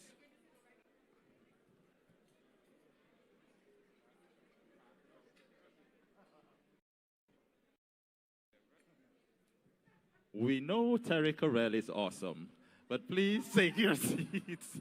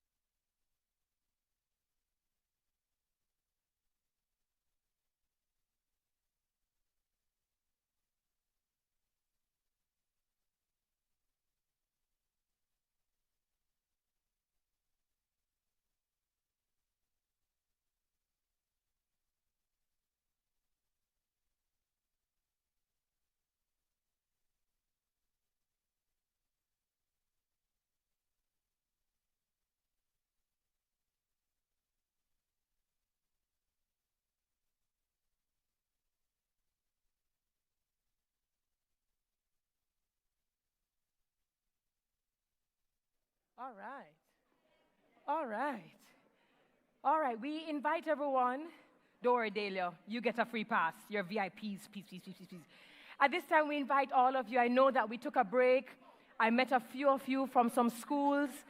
I now invite you to kindly take your seats as we begin the second half of today's Expo. I actually just met a student who admitted that she came all the way from Westmoreland just to be here. And I think it's kind of it's a reflection of the hunger that we heard some of the panelists speak of. You know, even though she lives very, very far, she made this her priority. So I'm very happy and very pleased to have met a lot of the students here. So now that everyone's kind of seated, let us continue. We spoke about the Jamaica Creative Career Expo as being the first of its kind, right? And something like this cannot take place without supporters, collaborators, and persons who are always there to help in any way. At this time, I'd like to invite Mr. Elon Parkinson, Head of Public Relations, Digicel Jamaica. I just waited.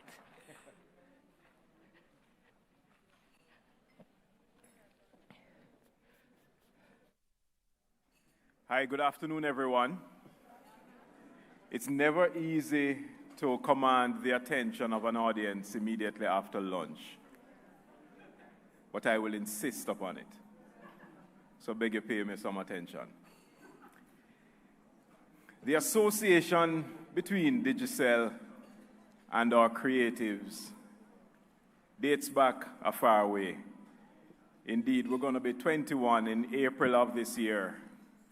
And it would really be 21 years of a journey with people from many facets of the Jamaican society. But one thing that remains true throughout the tenure of that relationship is how our creatives would have enabled us to stay close to our customers over those 2 decades. When you look at the energy, the vibrancy, the creativity of the ads we've become known for, some of you are probably sounding off a few of them in your head. That may very well be an indication of how old you are, you know? The Gimme 5 and all of that stuff, the extraordinary. The campaigns that really changed the way we relate to Digicel and each other.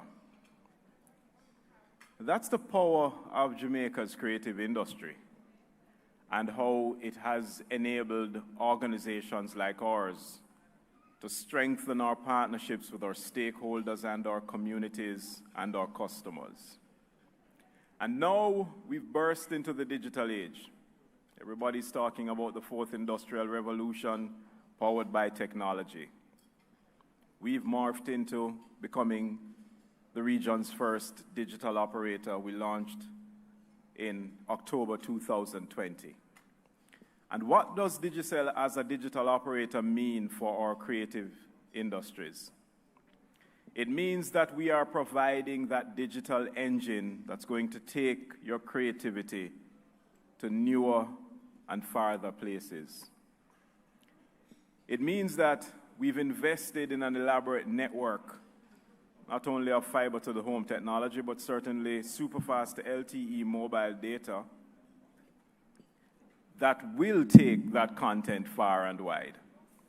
In the very same way you're here right now this afternoon, and you're able to snap some photos with Marissa and the team.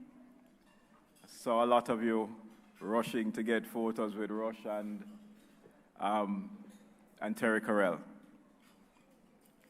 And you're able to share that. We provide the network to make it happen.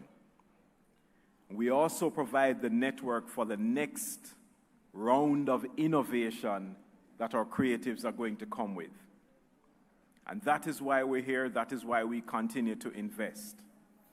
But this afternoon, I particularly want to challenge our creatives to come up with the world's next best app. Something like that can come from Jamaica too. TikTok came from tens of thousands of miles away. The Americans, through Zuckerberg, would have created Facebook. And you can name the many other innovators. I believe that we can create a local app with global influence and reach. And I would want to challenge our creators, in as much as we provide our suite of apps so far for you to upload your content via GoLoud and our D-Music apps, that you too can add to the Digicel family of apps, come up with that local app that's going to have a revolutionary impact upon the globe. And of course, we will continue to provide the network to make it all happen. Thank you, and good afternoon.